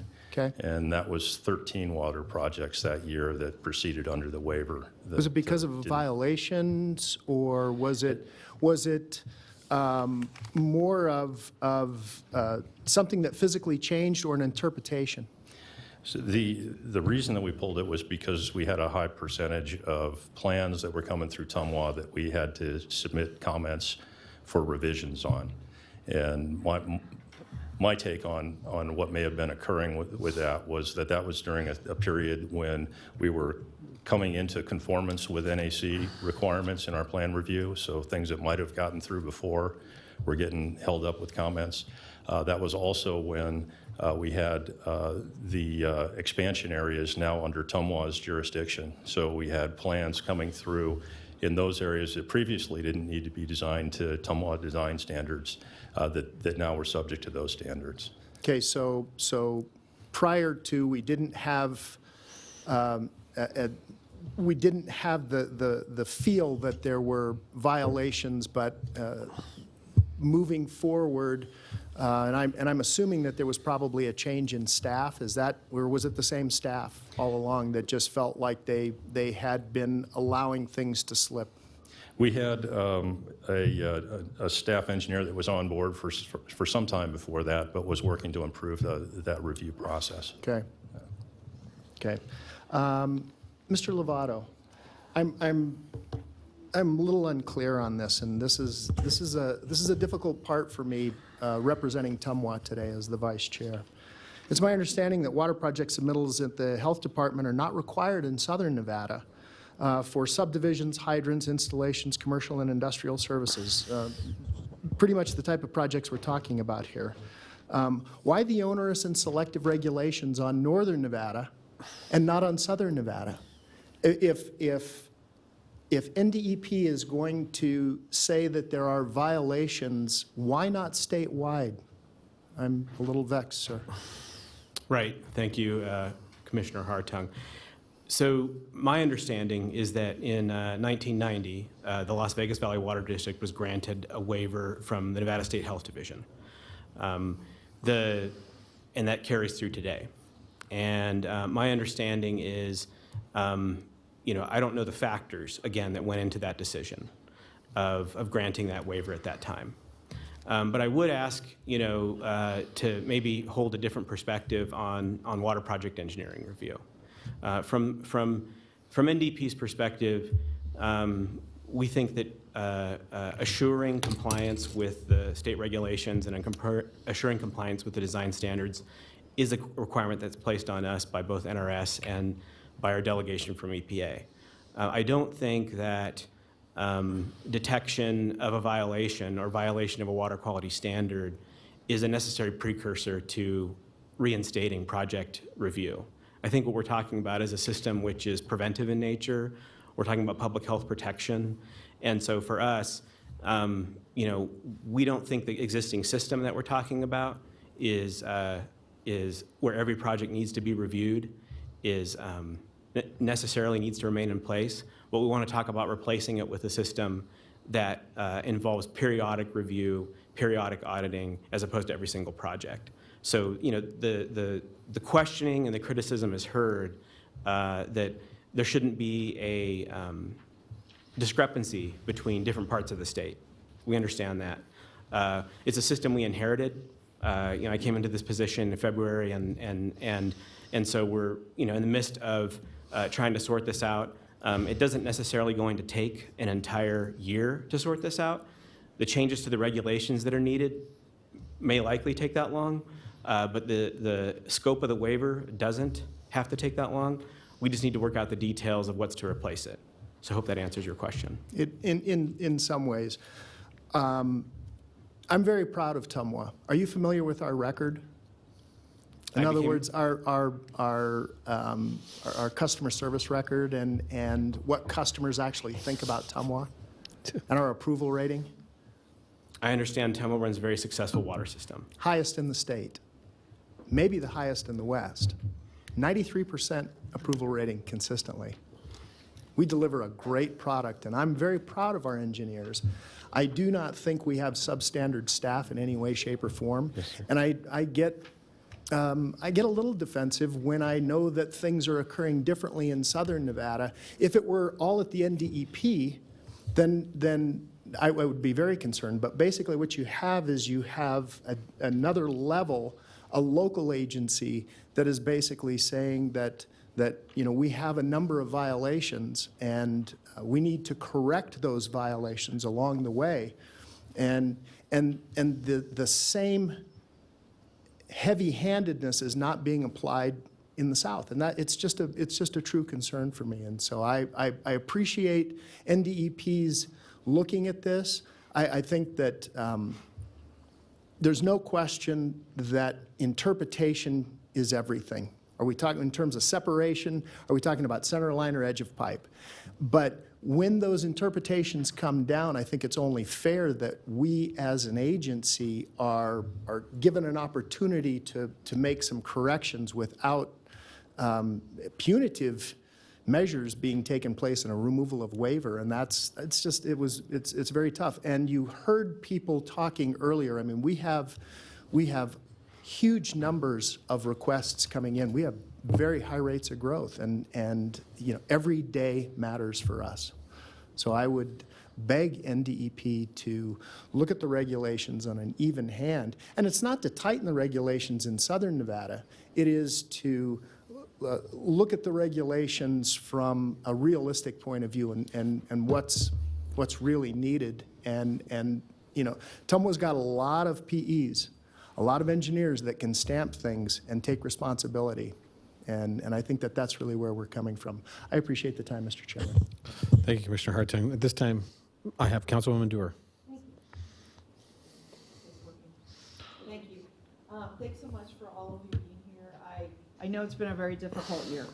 I serve on the Tumwa Board as well as the Reno City Council, and we've heard, the issues throughout the year. And I just want to commend the three agencies for sitting down and working through these issues.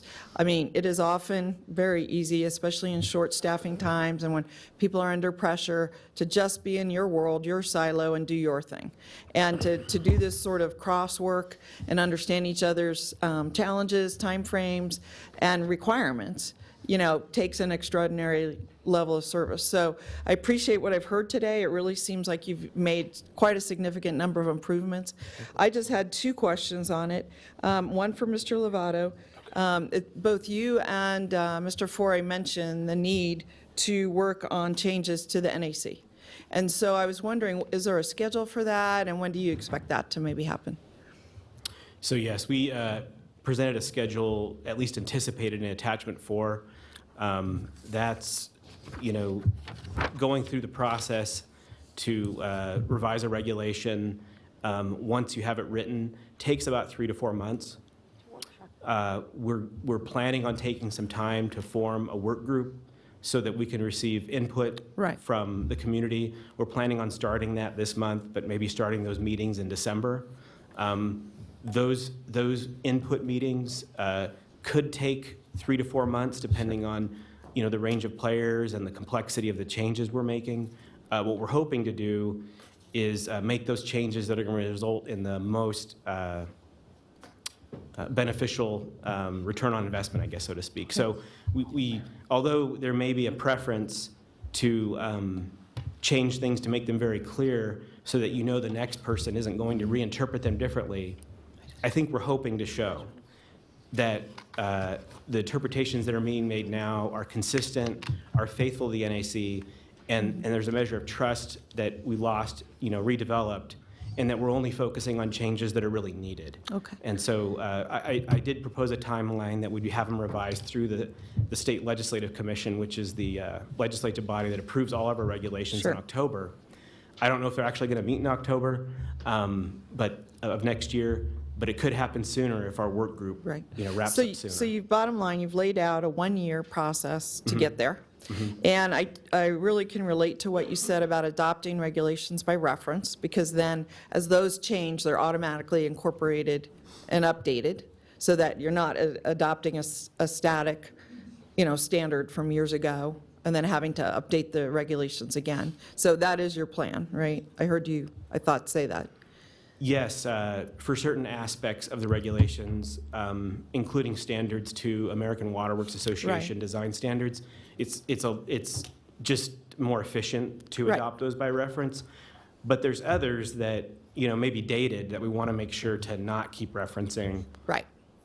And so Okay. we'll have to go through carefully and decide which ones apply and which ones don't. We've already started looking at, adjacent states and what kind of, flexibility they're afforded. And, trying to choose the systems that are, lightest touch regulatorily, but don't give up any public health protection. Well, and don't misunderstand, I know how needed your agency is. I mean, your agency covers the whole state. There are a number of stories of challenges with wastewater and water being too near each other. The regulations that you enforce and that you oversee are needed statewide. I think it's just to Mr. Hartung's point, it's just to the level of at what point can you do a general delegation or, like you said, an occasional review to make sure we're on track. So I appreciate where you are. I would only ask that you do an occasional milestone update so that 1 year doesn't become 2. You know how these things happen. And maybe we can get that through Mr. Foray here, because you're not often up here. And that would be appreciative, so we can keep our eye on the ball, which is what our job is, make sure things happen. I had a question for Mr. Dick, too. You had laid out a chart here of how things are and an ideal flow path. And I just wondered, was your plan to move to this ideal flow path, and what was your time frame for that? So we're not really in a position where we can mandate a flow path. What we've been trying to do is to communicate to the development community, the design engineering community, this concept of trying to begin working with Tumwa as early in the process as practicable to try to streamline that. So we've had meetings with AGC and with the Builders Association of Northern Nevada and provided this same flow diagram to them and have discussed it with them. And it's just a matter of them putting this into their process. So, sorry to interrupt. So bottom line with you, the main one change is that the developers would coordinate with Tumwa upfront and maybe even earlier in the process than some of the other issues, because it takes a long time. And is that the only real difference between the two flow paths? That's really the key to it. Is Okay. to, Because I have heard that from Tumwa staff as well, is that, a project's all ready to go, we're doing our approval process at the elected level, and Tumwa's still back at the gate. The conversation hasn't happened, and they're very concerned. And so I think that, that's a great message to put out to our whole development community. Early, soon, better, works faster for them. If I could just add to that. Yeah. Also, there can be a double whammy if they're not working up front with Tumwa, because now they've put their civil plan design together, they've submitted it for the building permit. If something with the water project design then changes, that they may have to then resubmit all that civil plan again through the agencies, and that needs to come back to the health district to get matched up with the Right, water it's a project. back around. And I too just want to say, I very much I know some of the members up here participated in, you're in the district health, Ms. Jung and others are in other forums and have, kind of used our collective wisdom and encouragement to get this fixed. So I appreciate what my colleagues have done there too. So thanks for being here today. Thank you, Ms. Stewart. Next, I have Mayor Pro Tem Smith. Thank you, Mr. Chair. Mr. Foray, would you step up, please? Mark, have you ever recommended for approval a project that we didn't have the water supply for? No, we have not. Have you ever recommended a project where the quality of water was not up to standard? No.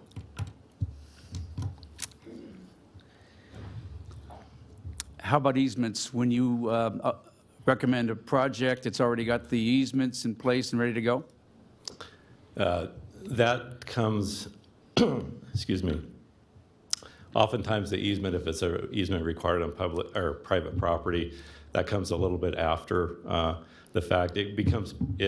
We have to have it before construction, but it's not usually provided first thing in the project. Okay, so one of your major concerns is water quality and the supply. If we have that, and we have the ability to get it to wherever that project is, That's correct. That's what correct. We do. That's what we do every day. Yep. Okay. Thank you, Mark. Could I, Mr. Dick, would you stand up, please? How many plans readers is employed by the Washoe County Health Department? We've got one licensed engineer that focuses on the water project review. How about inspectors? I don't think I could give you that number off the top of my head. So in 2010, how many plans readers did you have? In 2010?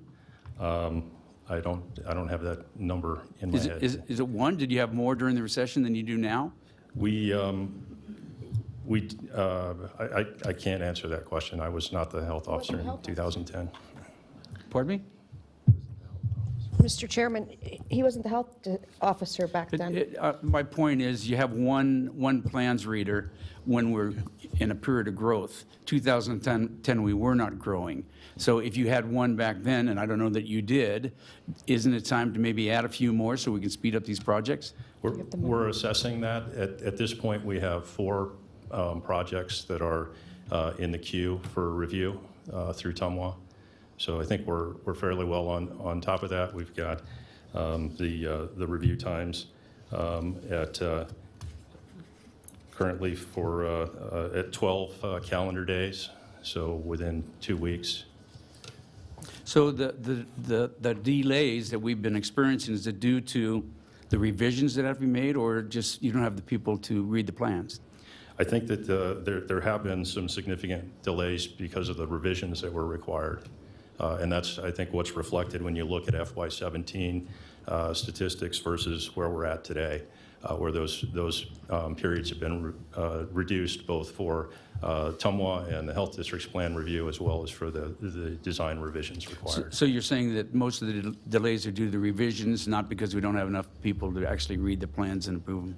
Well, that's what the numbers tell us when we look at the timeline for this. Thank you. All right, thank you, Mr. Mayor.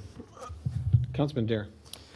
Yes, I have a distinct point of view because I get to serve on both the Health Board, TUMWA, and City Council in Sparks. And so we've been a part of this conversation, and I would like to say these gentlemen did step up and started working together without question and moving forward.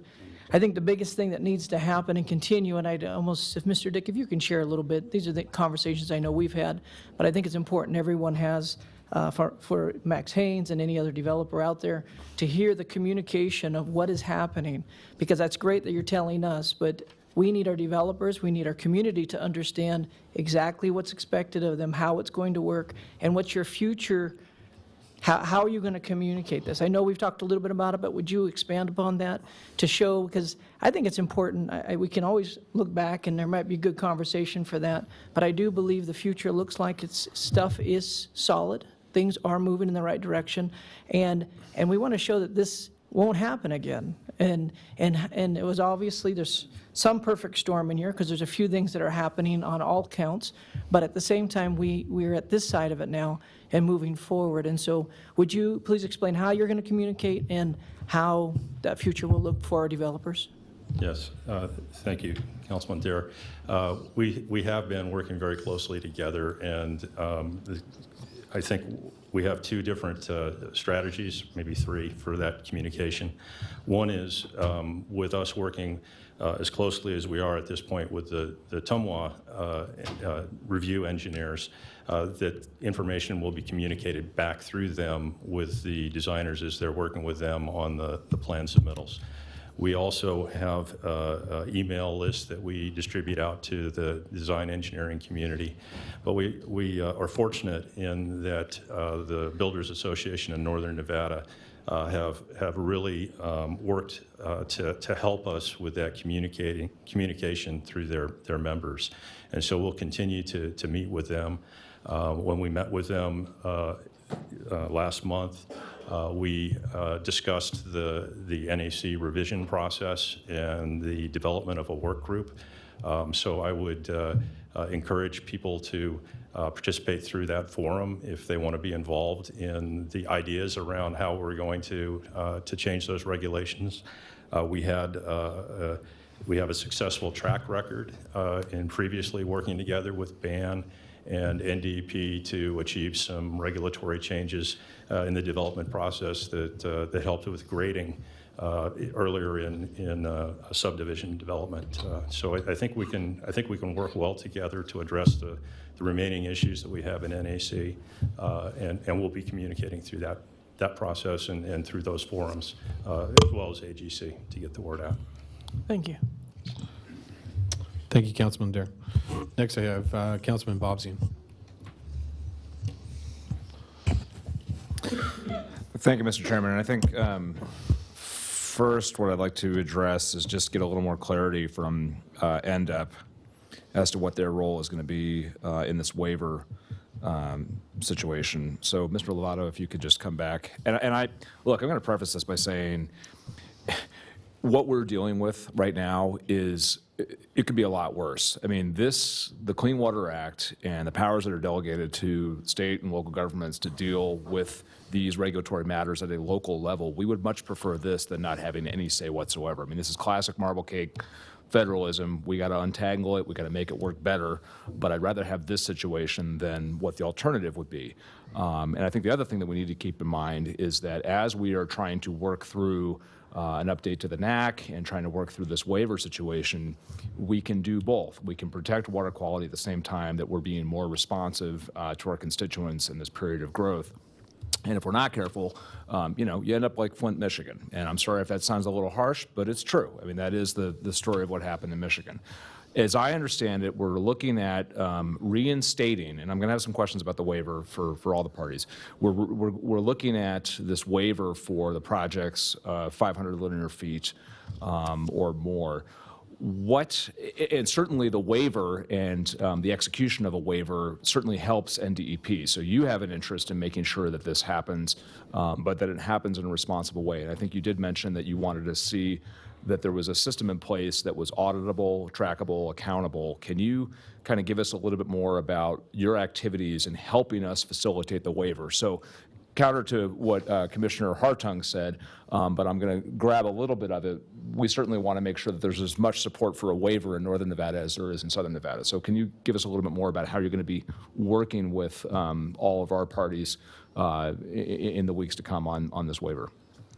Thank you, Councilman Bobzian. So one of the things we looked at, and just from my experience in environmental regulation in general, when you're going to pull a permit or issue a violation, or if there's operating conditions at a facility that are so severe that they need to be shut down until something can be fixed, it's the obligations on the regulatory agency to be very clear about what needs to be done to get back on, to solve the problem. And so compliance is always our first goal. And so what we've started to do with TUMWA is look back at, since the waiver was pulled in March, how many projects would have gone for the waiver, and have there been any concerns related to project reviews associated with those? And what we're finding is, there are still some issues coming up. There are issues with detailed designs that, to me don't necessarily merit a review of every project going forward, but I think they do point to the need for, a quality control system to be in place in TUMWA that we can all rely on, and that we can audit. And so, we're committed to participating in development of that with TUMWA and with Washoe County Health District. Washoe County Health District has a role in granting that waiver. It wouldn't just be a decision solely by NDEP, but we want to help to make sure that whatever we replace it with is efficient but still protective. So that discussion is happening now. My goal is to have some, specific decisions about what would be needed to grant the waiver this month, and then develop a timeline for doing that. But it's at the top of our list, I guess, is what I could say. Great, thank you. That is good to hear, and I want to correct the record. It's 500 feet or less. I misspoke as I was trying to put together my question. And I guess the next question is for Mr. Dick.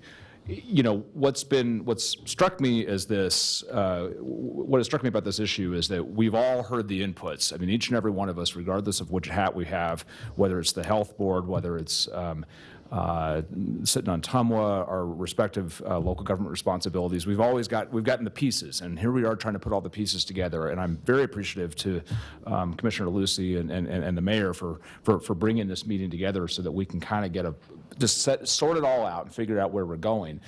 And I think that that's going to be important for tracking the progress as we're going forward. Other members up here have said that we've got an NAC calendar for updates. We're going to be a part of that.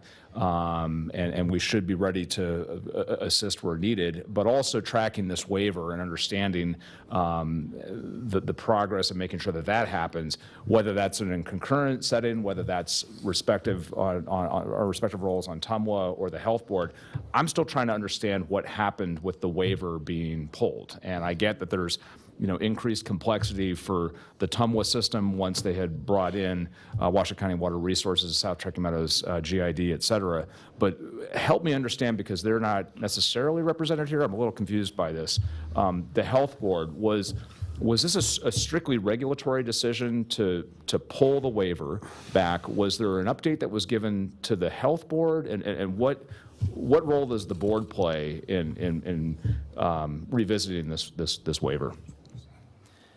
The decision was not made by the District Board of Health. It was a regulatory decision that was made. I would have to go back and look at the report from Environmental Health on the waiver being revocation being provided to the board off the top of my head. I can't answer that question. I have, though, subsequent to that, briefed the board on water projects. It's been on my monthly report for a number of these past months, and have been providing them with a monthly update on the status. So certainly they have been briefed on that since that point.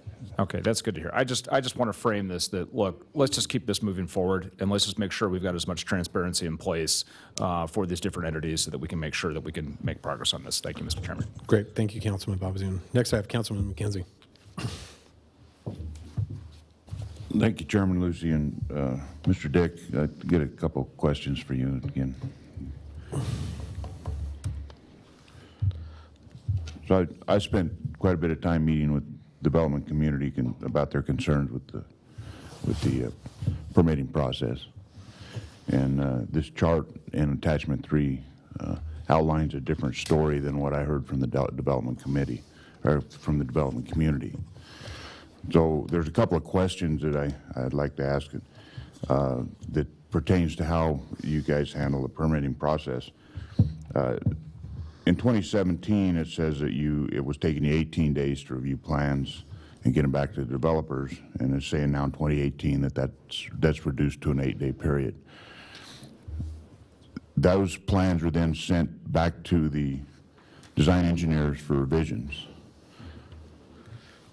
That's the time that are they approved then, or do they come back for review again? Then they do return to us for review of the revisions that have occurred. So are we sitting on 18 in 2017 and 12 days in 2018 for those revisions to be reviewed again? The revision review time, we try to reduce that from the original review time, but I don't have that number in front of me. This is your average between initial and revision review. And how many plans that come back for review are sent back again to the design engineer for review again? It's our hope that very few would go for an additional review. Okay. Have we got a member of the development community willing to come up and answer a couple questions? It doesn't matter who it is. I just want somebody that's got some stuff, did some stuff in 2018 and is doing some stuff in 2017, because we're hearing that the process is improving greatly, and I just want to see how that's going back to the development community. How's it working for you guys now? For the record, my name is Steve Strickland. I am Vice President and Managing Partner of Wood Rogers in Reno, engineering firm. We've got 85 professionals doing our work here in town. We do the lion's share of land development work in this community. I would concur that the system has improved. Last year, I felt like we were moving through a moving target. Every month, we had a new challenge to try to face, and Mr. Dick kind of addressed that those things have settled down and the process has gotten better. But if I can speak to the ideal process that was addressed, I think it might be helpful for you guys to understand what our process is. So when we develop a set of subdivision plans, for example, we've got the civil improvement plans, and those civil improvement plans have water, sewer, drainage, grading, streets, all of those things, utilities on there. Those plans get submitted to whichever entity, Washoe County, City of Reno, City of Sparks, and they go through the process in those entities. Separate process is a process through TUMWA. So TUMWA, we give them the pertinent civil improvement plans that they need to review, but they also have a separate set of water plans. Generally, our goal is to try to get those submitted as close together as possible so that they're moving through the process at the same time. So when we submit to the City of Reno, for example, those plans are being reviewed by the planning department, the engineering department, the fire department, and all the other people that need to look at those plans. And the water plans are being reviewed by TUMWA. It's not until those other things are almost completely done and we get through the TUMWA process that the health department even gets our plans. So that's one of the challenges and why it's so important that this waiver and the push to, go to an audit system would be so beneficial, because the system as it stands now is a system in series. We can't even get to the health department until we're through TUMWA. Meanwhile, we've got everybody else taken care of, and it's another step that we have to go through that we cannot do in parallel. It's not possible. So we can get the plans into TUMWA as soon as possible, but the reality is we've got to have the other engineering plans done already as well, and there's only so much that we can do. So it's super important.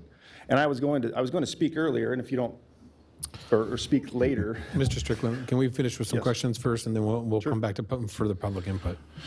Okay, so while the process is improved, and I would guess that I'm looking at this timeline,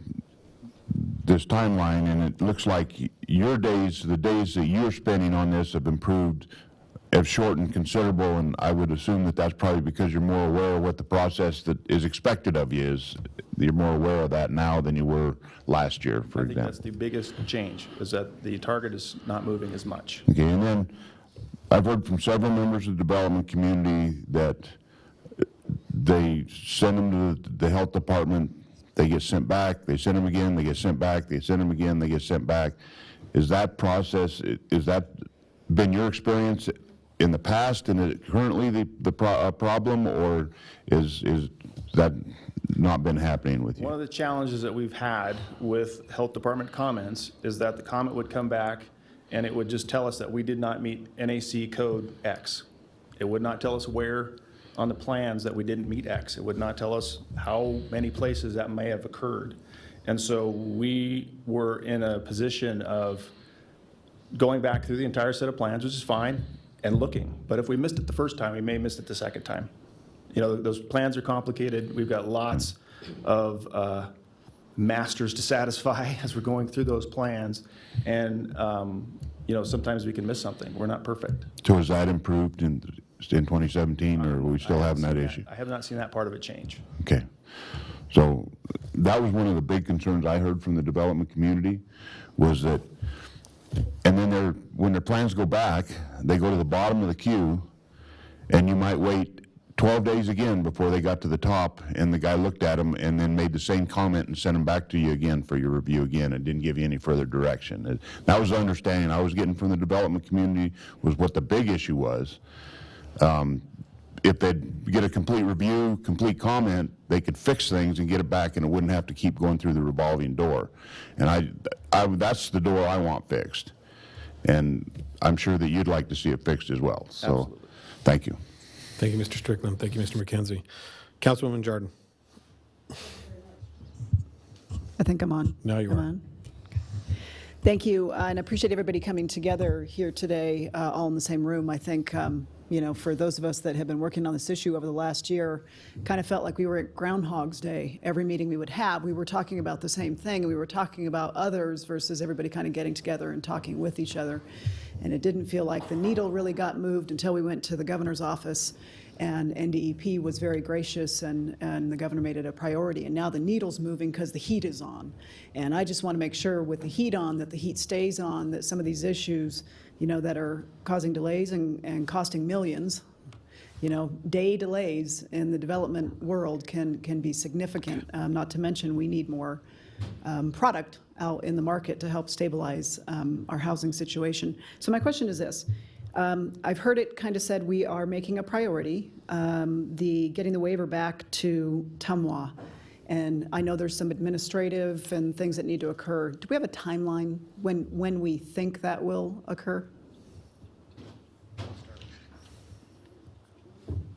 Thank you, Councilman Jardin. This is Greg Lovato for the record.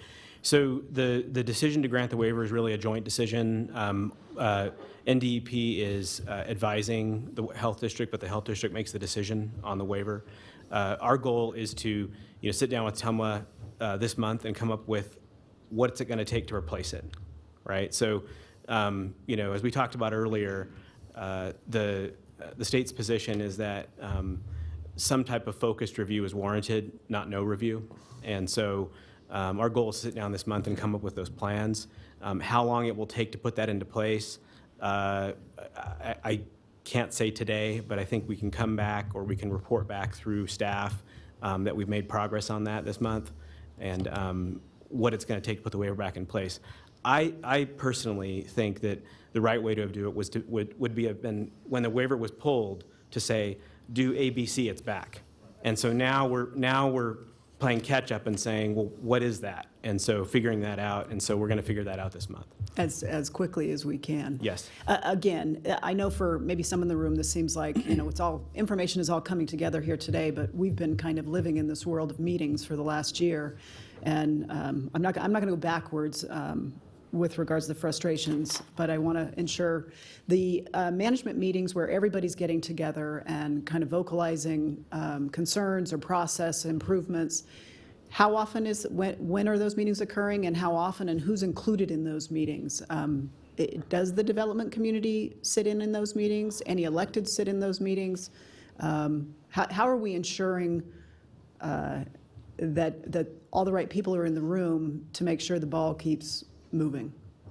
So the meetings that Mark Foray referred to earlier in terms of director meetings, those have basically been occurring since late August to try to make sure that the priorities are there, that we aren't encountering the revolving door that Councilman McKenzie referred to earlier, that we're not queuing projects by when they come in the door, but by the how quickly we can get them back out, and so we need to prioritize projects, not just by when they come in the door, but if we can handle something quickly, let's do that. And so that's been happening. We've been meeting regularly, I'd say every 2 to 3 weeks between Mark, Kevin, and I, and that's just working on that communication, working on that process within this existing system. Now, moving forward, we're going to have to set up a work group for revisions to the NAC. We're probably envisioning 3 to 4 meetings in the December to, depending on how long it takes, time frame to come up with the scope, come up with the regulations, get the feedback, get input before we hand it to the Legislative Council Bureau. Those are procuring on a pretty regular basis. We're open to coming back, as Councilman Bobzian stated, and briefing on our progress of how that's going, briefing on the progress of the waiver and how that's going. Hope that answers your question. It does, and Okay. again, thank you. Like I said, when we met with the governor's office, that's when it seemed as though the needle started to move, and I appreciate your focus and the governor's making this a priority. Mr. Dick, I do have a question for you. Who does the District Board of Health work for? The District Board of Health is appointed by the jurisdictions, one elected and one appointed from each jurisdiction. And then that group of 6 appoints a physician. And I believe that the District Board of Health works for the people of our community to ensure that their health is protected. So all of them, Sparks, Reno, Washoe County, everybody? Mm-hmm. Yes. Thank you very much. Thank you, Councilwoman Jardin. Next, I have Commissioner Jung. To follow that up, Mr. Dick, what is the mission of the District Board of Health?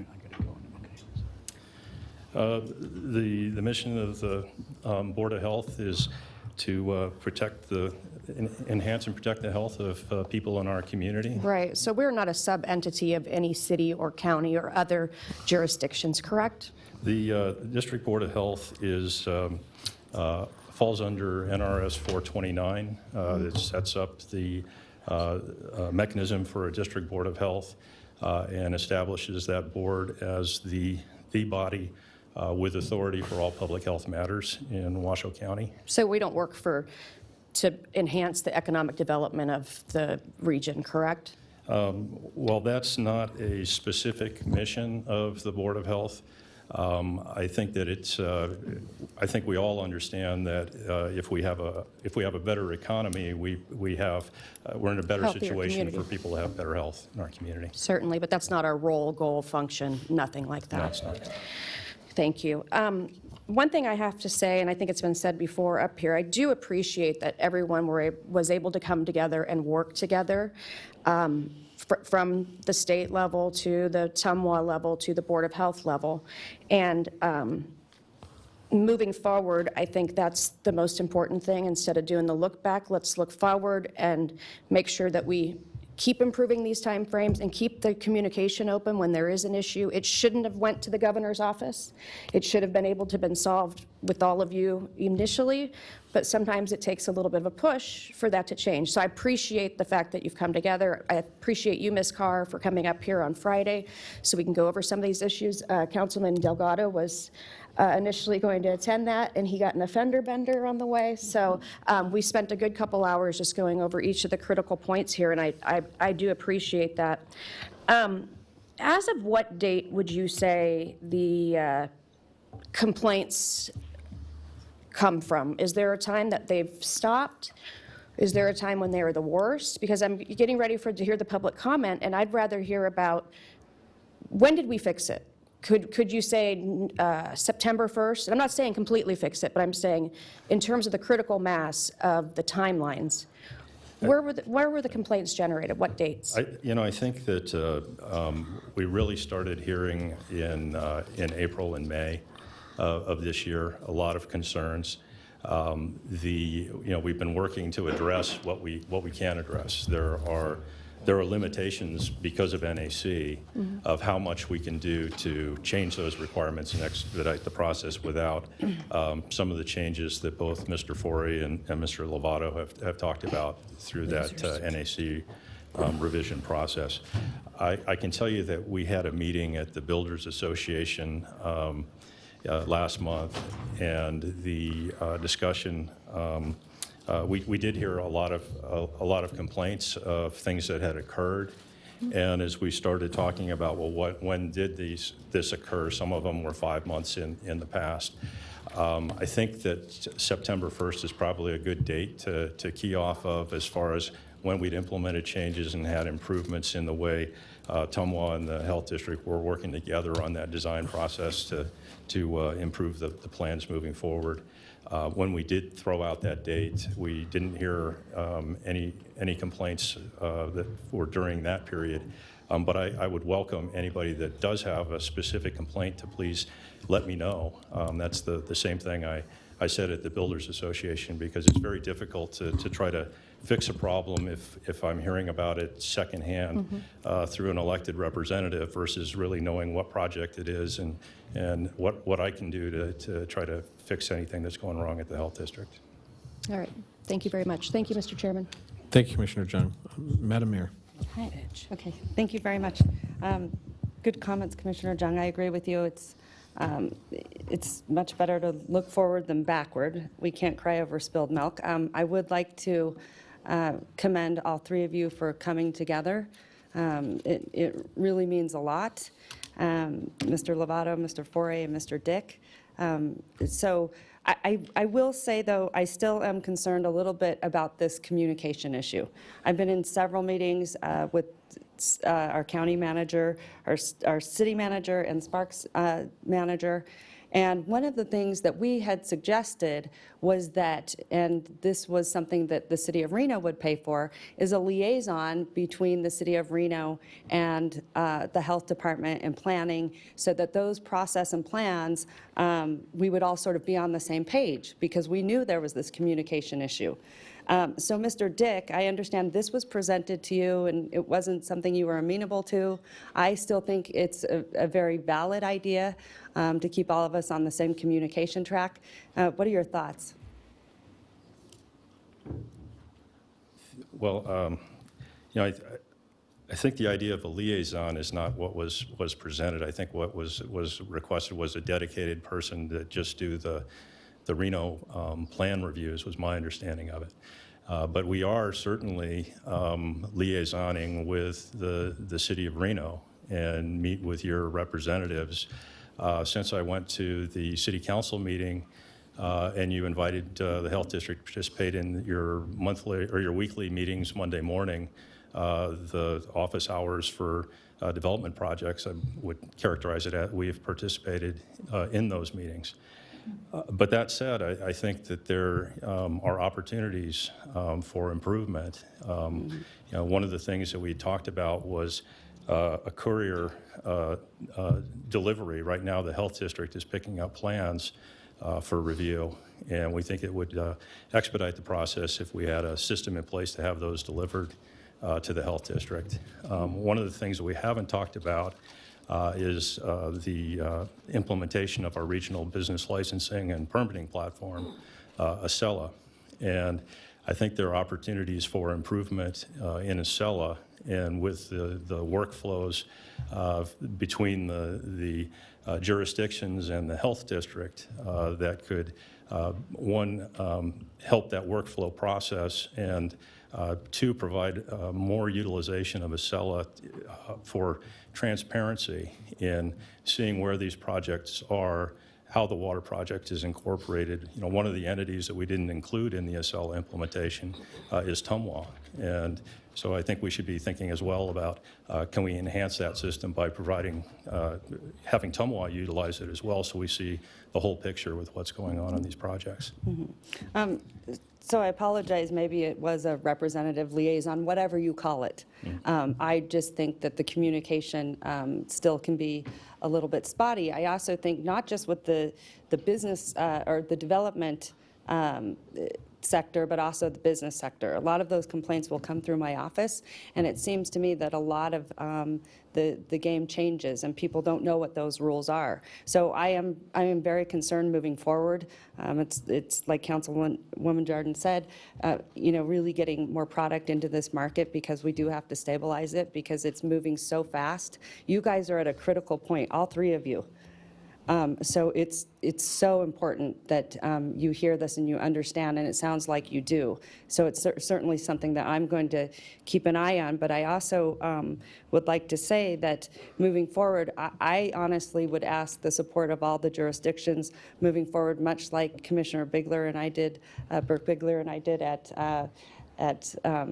at the state level, at possibly supporting a bill draft request, so that all three of you can work together in a manner that we're all clear and we have an idea of what that looks like moving forward. So I appreciate how far you guys have come, but I think this is long overdue. So, but I do appreciate your communication and us moving forward. Well, and I appreciate your comments, and I do concede that our lack of communication on the front end of this, with the changes that we were making in that review process, did cause a lot of this disruption that's occurred. And so certainly a focus of mine to make sure that we are communicating and we're working closely with the development community as we move forward. Thank you very much. Commissioner Harton.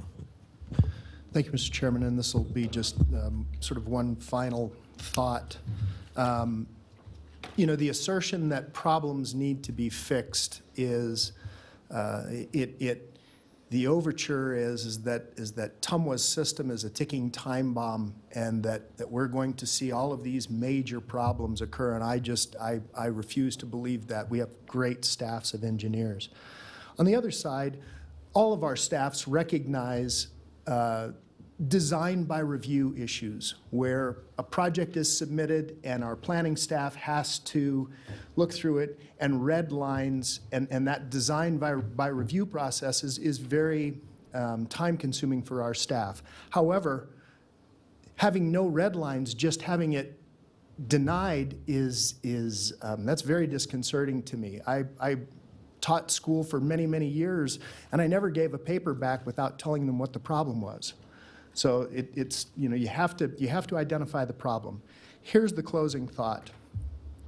If water projects are, submittals are not required in Southern Nevada now, then why can't we reverse this in Northern Nevada? Why wait a year, go through the process of making changes, and I understand, and I'm not suggesting that changes don't need to be made. My suggestion is that instead of holding this up for an entire year, let's reverse this process and make Southern Nevada and Northern Nevada equal entities. Thank you, Mr. Chairman. Thank you, Commissioner Hartung. At this time, I'm going to move to public comment. I would like to get the input from the public that have signed in this morning on this topic. So first, I have Mr. Don Tatro, followed by Mr. Joel Grace.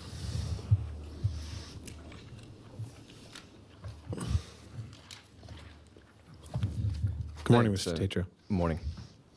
Don Tatro with the Builders Association of Northern Nevada.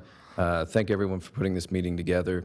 This has been one of the biggest issues we've dealt with in my time at the Builders Association.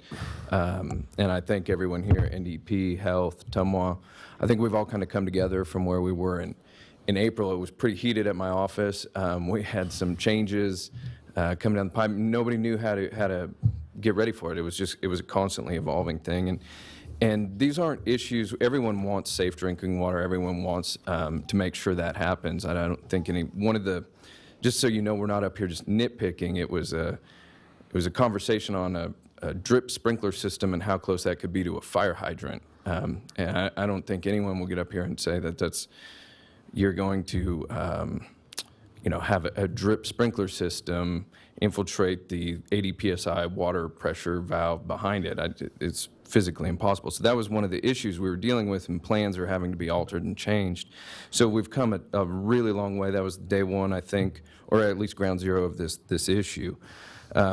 We've met with Vice Mayor Jardin, Mayor Sheevey, Commissioner Lucy. We went down to the governor's office. We've had multiple meetings to try and get this addressed. So I thank you for coming here today. I hope we can put this, keep continuing forward. I think the first thing is to get the waiver. Second thing is to update NAC to make it relative so that we can use some of the newer techniques that are out there that are probably more environmentally friendly, probably better at conserving water and helping TUMWA with that. I think also a BDR request and maybe outlining how we go through this process in the future might be beneficial as well, and getting it dictated by NRS. So anyway, I just wanted to thank everyone for their time. Again, Health Department, NDP, and TUMWA have been great to work with. We've, I think, got to the bottom of the problem and moving forward, and I hope we can continue to make those changes. Happy to answer any questions, but thank you again. And like I say, we all want safe water systems. We just want a predictable and stable environment so we know the rules when we're submitting those plans. And so anyhow, thanks much. Thank you, Mr. Tatro. Mr. Joel Grace, followed by Ms. Bobby Merrigan. Good morning. Joel Grace, Vice President of Development for Reno Land. Great to have everybody here this morning. Glad that this conversation is taking place. I think the biggest thing is what Commissioner Hartung said, trying to, rather than reinvent the wheel, why don't we just take what's already working and move forward on that basis? Because this all comes down to macroeconomics. Rents are high right now because of lack of supply. So the faster we get these projects moving, the more units that are available, rents come down quicker. Our vacancy rate in multifamily right now is at 1.17%. Very unhealthy, so we need projects to be built and as fast as possible. So I'm looking at these timeframes here at 18 days and 12, and that's great. But by the time they go back and forth, that's probably another 30 days. TUMWA, that was the first time I'd heard TUMWA's record at 16-0. That's pretty damn good. So I don't see why they obviously are capable of doing in approving these projects, they have a ton of professionals. The people they're working with, like Wood Rogers, 80-something, professional engineers. So we're not talking about just people who don't know what they're doing. Or I just don't see the issue for redundancy. I can see oversight, but I don't see why we need to recreate the wheel here when Southern Nevada is working perfectly. Those are my comments. Thank you. Thank you, Mr. Grace. Ms. Bobby Merrigan, followed by Mr. Steve Strickland. Good morning, everybody. For the record, Bobby Merrigan. I work for Ryder Homes, and I also chair the INP committee at the Builders. I want to just start this morning by just thanking you all. I feel like for the last year, we've had so many different folks in front of the Builders and tried to really hone in, and I appreciate your willingness to listen and to finally hear us. It's interesting to me that through all of this, we finally come together, and I think we've all sort of, it sounds a little dramatic, but been screaming for help. So I appreciate so much your willingness to listen. I can report to you that I just had a project go through TUMWA within 30 days, and I got health approval in 9 days. So things are changing, things are improving. Now, that doesn't mean we fixed the problem, because I think we're a ways away from that. But all of this communication, I feel like there's no better way for us all to get to the end goal than to communicate. And that's really all I have to say. So thank you so much for your willingness to listen. Thank you, Ms. Merrigan. Mr. Steve Strickland, followed by Ms. Tammy Holtstill. Again, Steve Strickland with Wood Rogers. Again, I want to thank everybody for having this meeting today. I think the fact that we have a joint session of all the entities here, as well as the directors and deputy directors, speaks to the magnitude of the challenges that we've been having over the last year and the importance that this group has seen, to improve it and get it better. So I do really appreciate that. Mr. Dick and I have met on several occasions on many of these issues. He has always been super open to me and has always listened. We don't always agree, but that's okay. He's always been very receptive and helpful. What I wanted to pass along was that, we are here because of people on these boards that pushed to get it here. You guys heard us, you pushed, and things happened. And we have an opportunity to make some real change with the new system that they're talking about going to an audit system and all that. There's work that has to be done, but it's not going to happen unless you continue to push from your chairs. So I implore you to do that so we keep the momentum that we've gained, that we've fought hard to get. And I just strongly encourage you to do that. Thank you. Thank you, Mr. Strickland. Ms. Tammy Holtstill, followed by Mr. Sam Dene.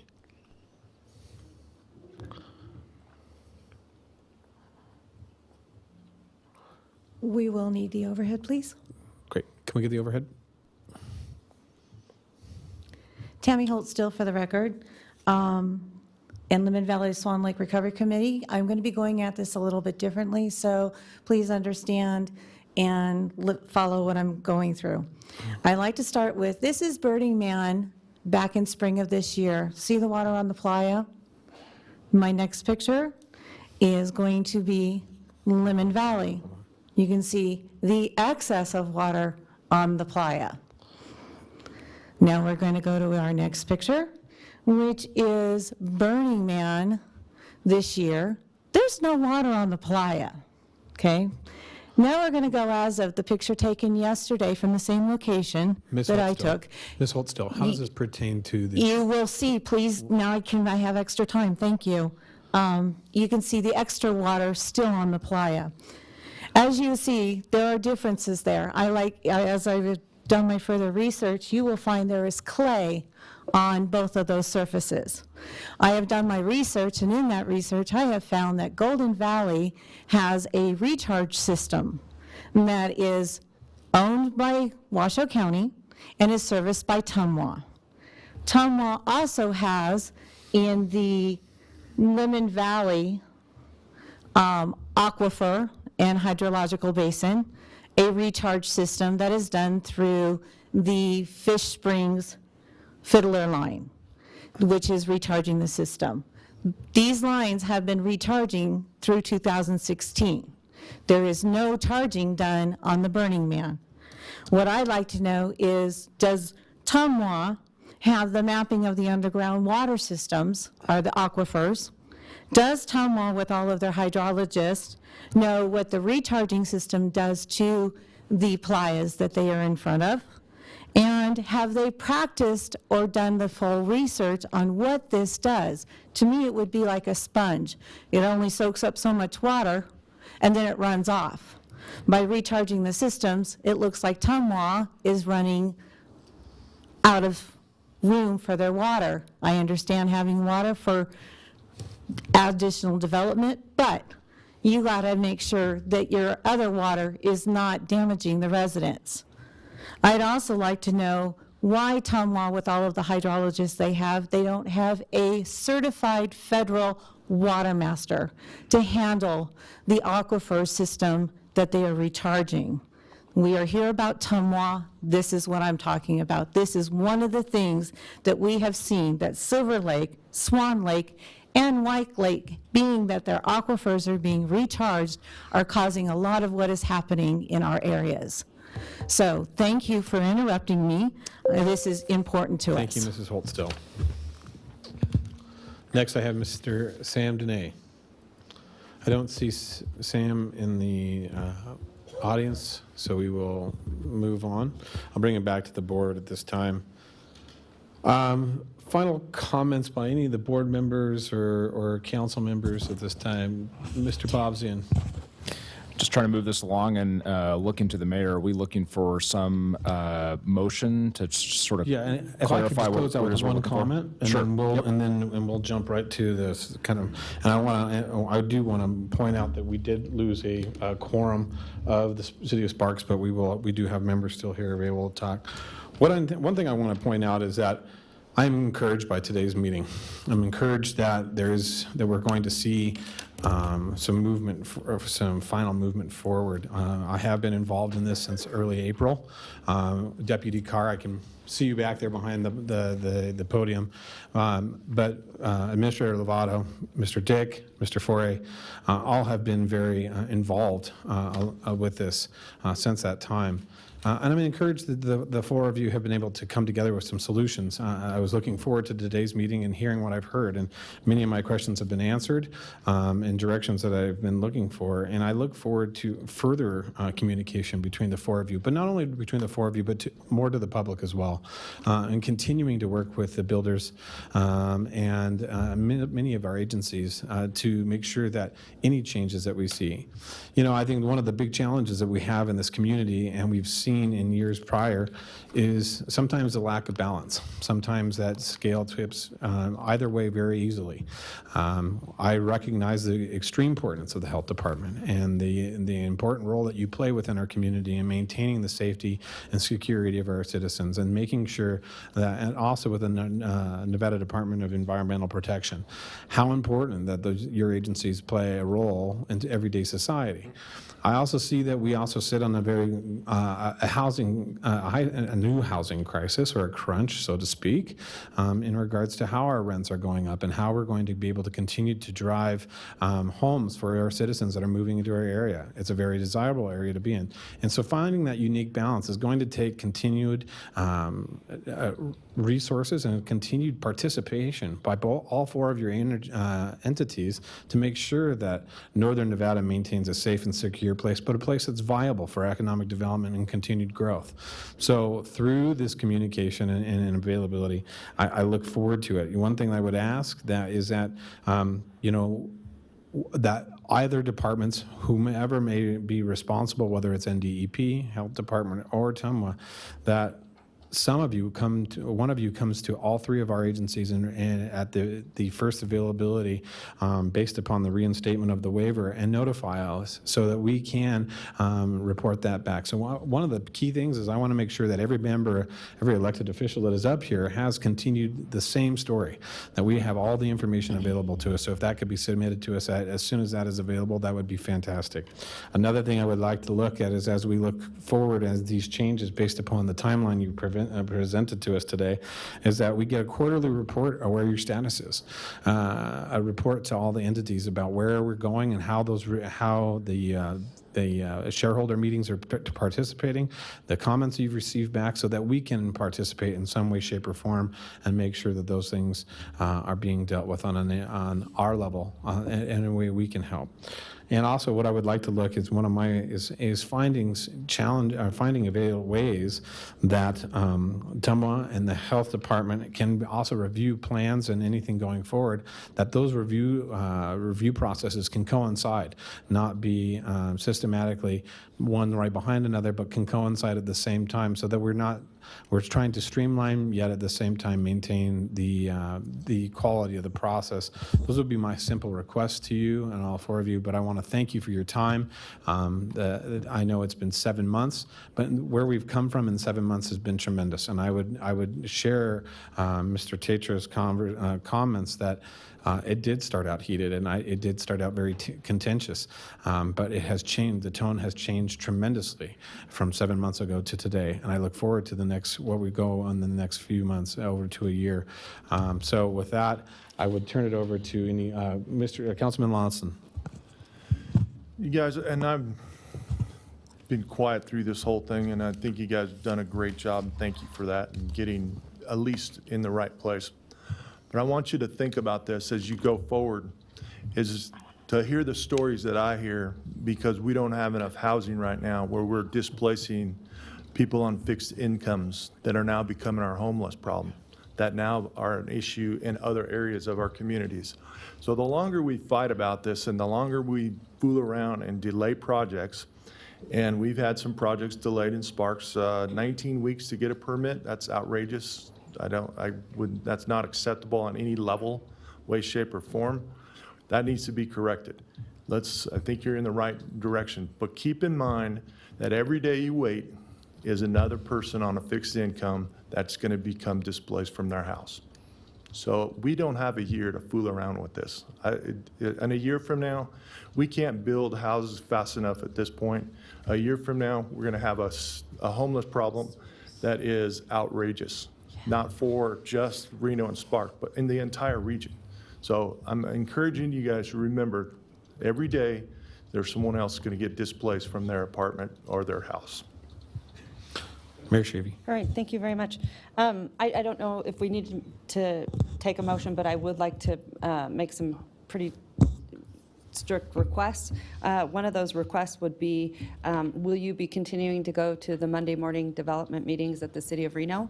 And if not, will you please send a representative there? Would that be something that we can see at the City of Reno, Mr. Dick?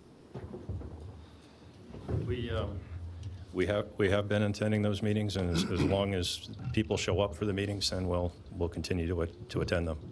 Okay, and then also, again, going back to sort of the request that we thought that might be helpful, that person, whatever you want to call it, a liaison, a staff member, whatever, and it was something that we said that we would pay for on our end to make sure that we had that communication going forward, because I want to make sure that we continue to stay on track. And then I think you mentioned, Commissioner, about quarterly update. Mm-hmm. Yes. I would like to see something in 30 days, what your plans are to improve that communication. And then also, I would like to say, Commissioner Hartung, I couldn't agree with you more in the sense that how I would also like to see a plan in place how we get on the same page as Southern Nevada.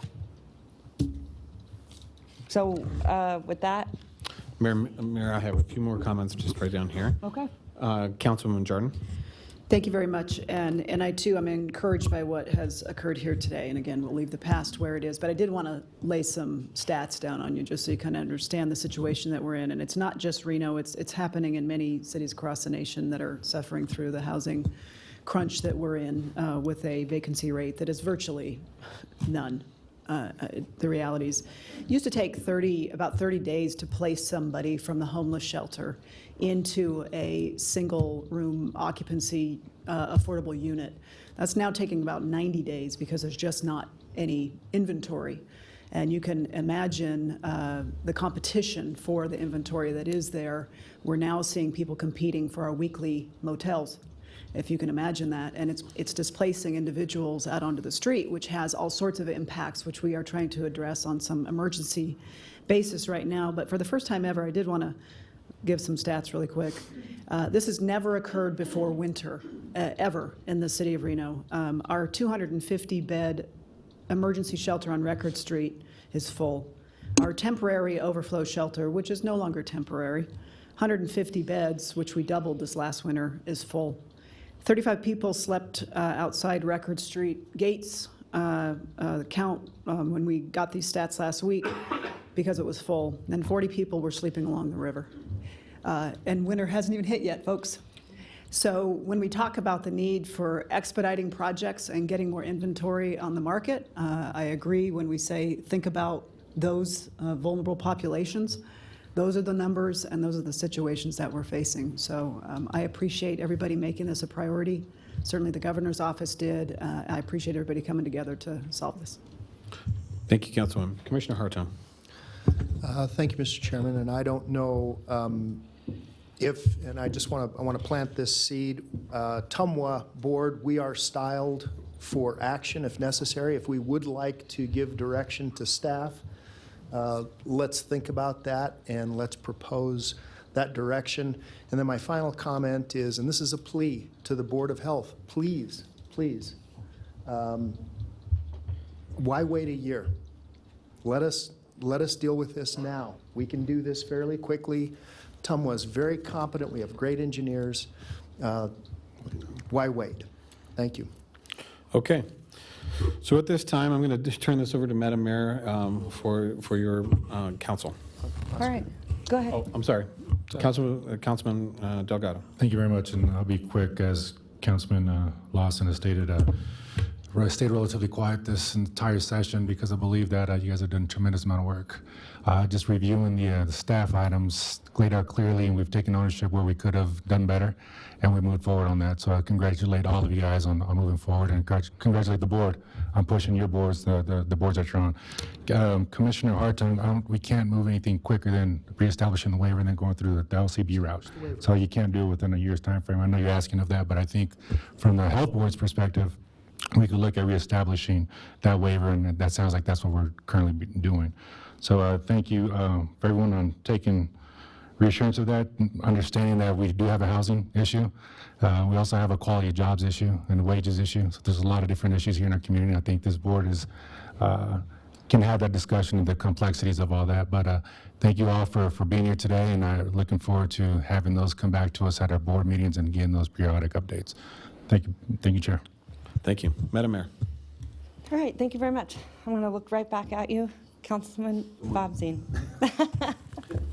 Thank you, Madam Mayor. And I just think that a motion and action taken by our council is important to memorialize kind of the outcome of this discussion, which I think has been very productive. And I think we all... Well, and it gives everyone clarity of what... Clarity, just understanding of what's going forward. And I think specific to the city of Reno, what we're doing, what we would do, and what this motion would do would be to give specific direction to our city staff as to how we're receiving information from all the parties that we had assembled here. So it's a two-part motion, direction to city staff. Number one, to request updates and continue communication with the Nevada Division of Environmental Protection as relates to the NAC updates and that calendar that was laid out, which I think is very reasonable. That's how long it takes, but there's a lot of opportunity there. And so for the opportunity for the city to be supportive of that effort, that would be the first part of it. The second would be regular updates, with the first one being 30 days from now. The city requests from both TUMWA and the District Board of Health on two things. Number one, the status of the waiver and how that negotiation is going. And then number two, I think a broad bucket of process improvements. We certainly heard about the revolving door, but there's also things that it seems like everyone has already identified as items to work on. So that would be the other piece that we would request. So that would be my motion. All right, so I have a motion and a second. All those in favor say aye. Aye. All those opposed? Motion carries unanimously. All right. Commissioner Hartung, would you like to take something for TUMWA at this time? I'll ask my board, do we want to put, give staff any direction, put anything down in writing? What I would, if I may, what I would recommend, It's working, is just very similar to Councilman Bobzian's motion, is just to keep this front and center and to bring back an update to the Tumwa Board on the progress of the waiver, since it's so very important, and any other improvements that are being made. And I think we just need those updates monthly, if not monthly, then bi-monthly, but at least this next month.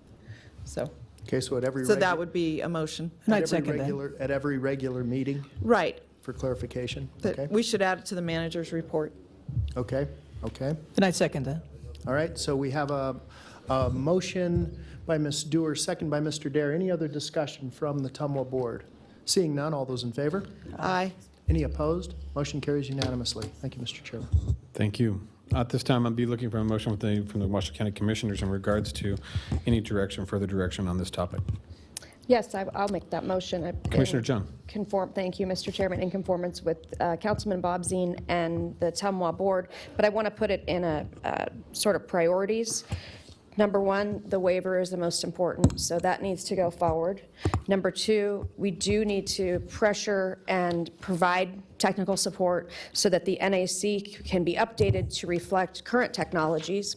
And then number three, as either the Board of Health or the Board of Commissioners or some other entity, maybe regional, look at a BDR in the long term so that we have clear Plan Bs and Cs. Second that. Great. I have a motion by Commissioner Jung, second by Commissioner Hartung. All those in favor signify by saying aye. Aye. Aye. All those opposed? Motion carries unanimously. All right, ladies and gentlemen, that concludes our agenda item for today. I want to thank everybody who participated in this item, and we are now moving on to item 7, comments from councils, commissions, boards, or managers. Any further comments from any of the members? Commissioner Hartung. Mr. Chairman, I just wanted to take the opportunity to thank the RTC Board for approving Calle de la Plata and Pyramid, the signalization. Thank you so much. It is long overdue. We had an accident the other day. I've told people that it is coming, and so again, thank you so much for that support. Great. All right. Any further comments from any of the members? Seeing none, we will close public. We have final public comment, item 8. And I do have public comment signed in at this time. Ms. Tammy Holt still. That's a big fucking win. Larkin couldn't do shit over there. You know that, right? You couldn't do shit for what? Tammy Holtz, What Kaya did. Tammy Holtz still for the record, Swan Lake, Lemon Valley.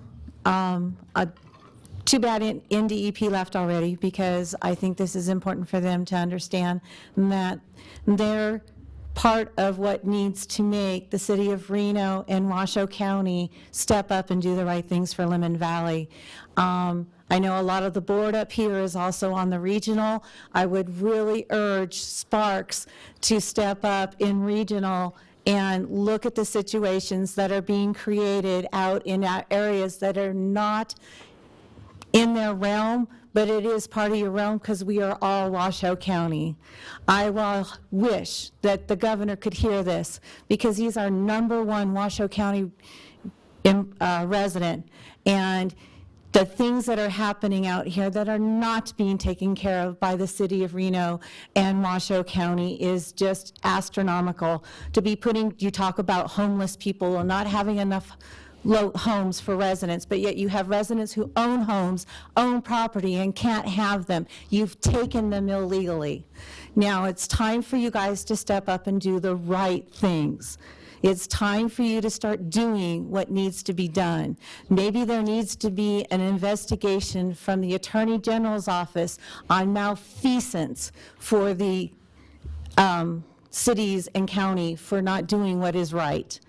There's issues out there besides needing to make more homes. You need to take care of what's here. You just can't keep asking more people to come and not take care of what you already got.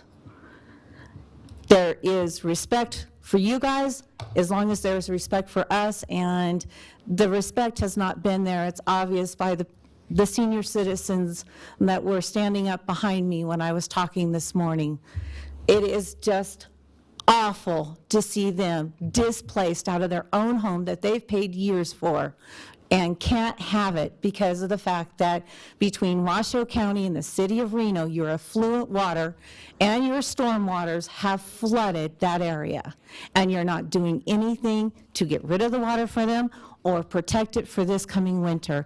That goes along with a church that has no protection. You put the HESCO barriers, that church was underwater all spring and half of the summer. They're finally redoing their church, and they're doing it slowly because they're afraid, just like everybody else, that the water's going to come back because you didn't step up to do what you were told or asked to do. Also, I was told by your representatives in Washoe County certain things were going to be done, and they've not been done. So we've been lied to, and we have not had action either. And I do think for the interest that I have gotten. Thank you, Ms. Holtstill. Next, I have Ms. Victoria Edmondson, followed by Ms. Donna Robinson.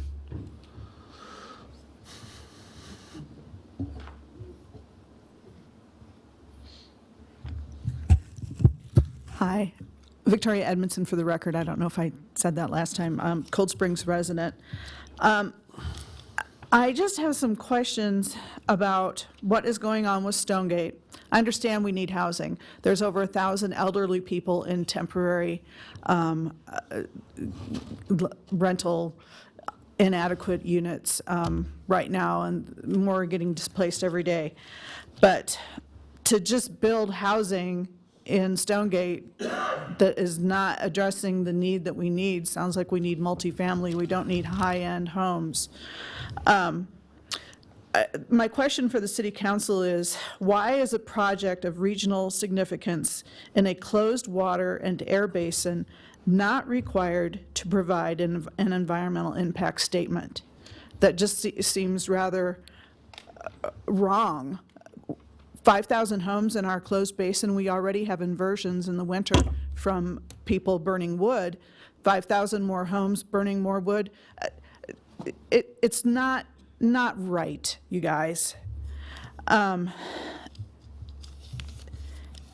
addition, 12 years ago, a former North Valley's CAB chairperson came to a meeting and said that it was identified that Cold Springs needs another exit out of the valley. Currently, there's only one. Stonegate wants to block off part of our access road, and that is the road that has been identified that needs to be used to help residents evacuate the valley in the event of a fire. We did have a fire out there, and that was the road that people were able to get to their homes and prepare to evacuate if necessary. And they want to discontinue that road. So Old North Virginia was identified years ago as being the road that needs to be extended and expanded in order to provide another exit out of the valley in the event of a fire.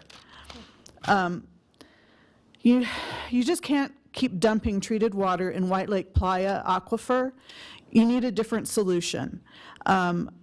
You can't bring in hundreds of thousands of gallons of water a day and not have an outflow plan for this closed basin. And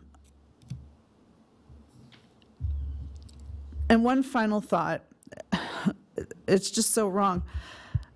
I mean, what's wrong with this picture? Let's build 5,000 high-end homes and schools under cancer-causing 345 kilovolt power lines in an area with 3 active fault lines, inadequate water supply and wastewater treatment, not to mention police and fire and transportation infrastructure. Thank you. Think about it. Appreciate it. Thank you. Next, I have Ms. Donna Robinson, followed by Mr. Danny Cleus. Hi, Donna Robinson for the record. One of the things that I was hearing is we need more housing. I've had a unique experience living in an apartment for the past several months. I have seen 6 families in 2 buildings just right next to me move out because their rent gets raised. And this kind of interests me because when we attempted to go get a grant from the city to help the residents in Lemon Valley and were denied, it ended up going to a developer for low-income housing. My question is, and why isn't there some type of regulation that if you're going to approve these grants for these developers for low-income housing, after 1 year, the rents skyrocket and people can no longer live there when they're low income. My son lived in an apartment and had to move 3 times because they continually raised his rent. He'd get the low rent because he is considered low income, and he would live there, and then as soon as the lease is up, it's boomed up $300, $400, $500. Same with the residents that I live next to right now.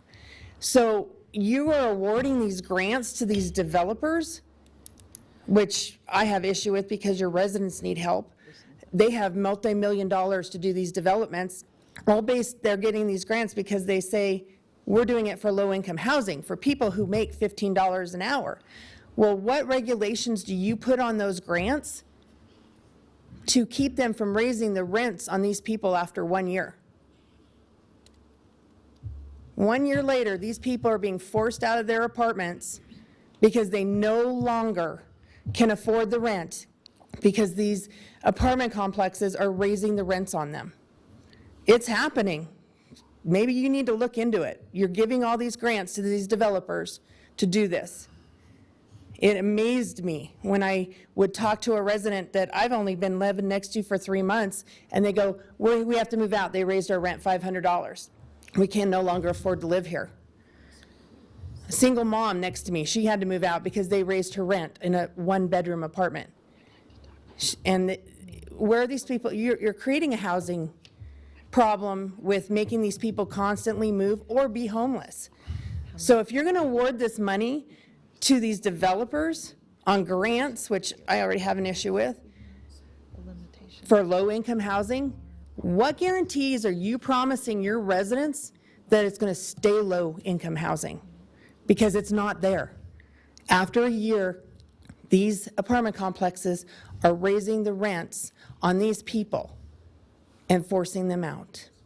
Something to think about, something to look at, something very serious.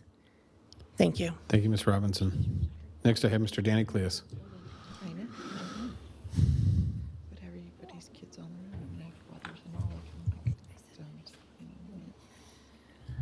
Danny Cleus for the record. I see most of you guys before. Oh, yeah. This isn't just a North Valley's issue. This is South Reno. This is a Verdi issue. You guys want to go in there, boom, boom, boom, build, build, build.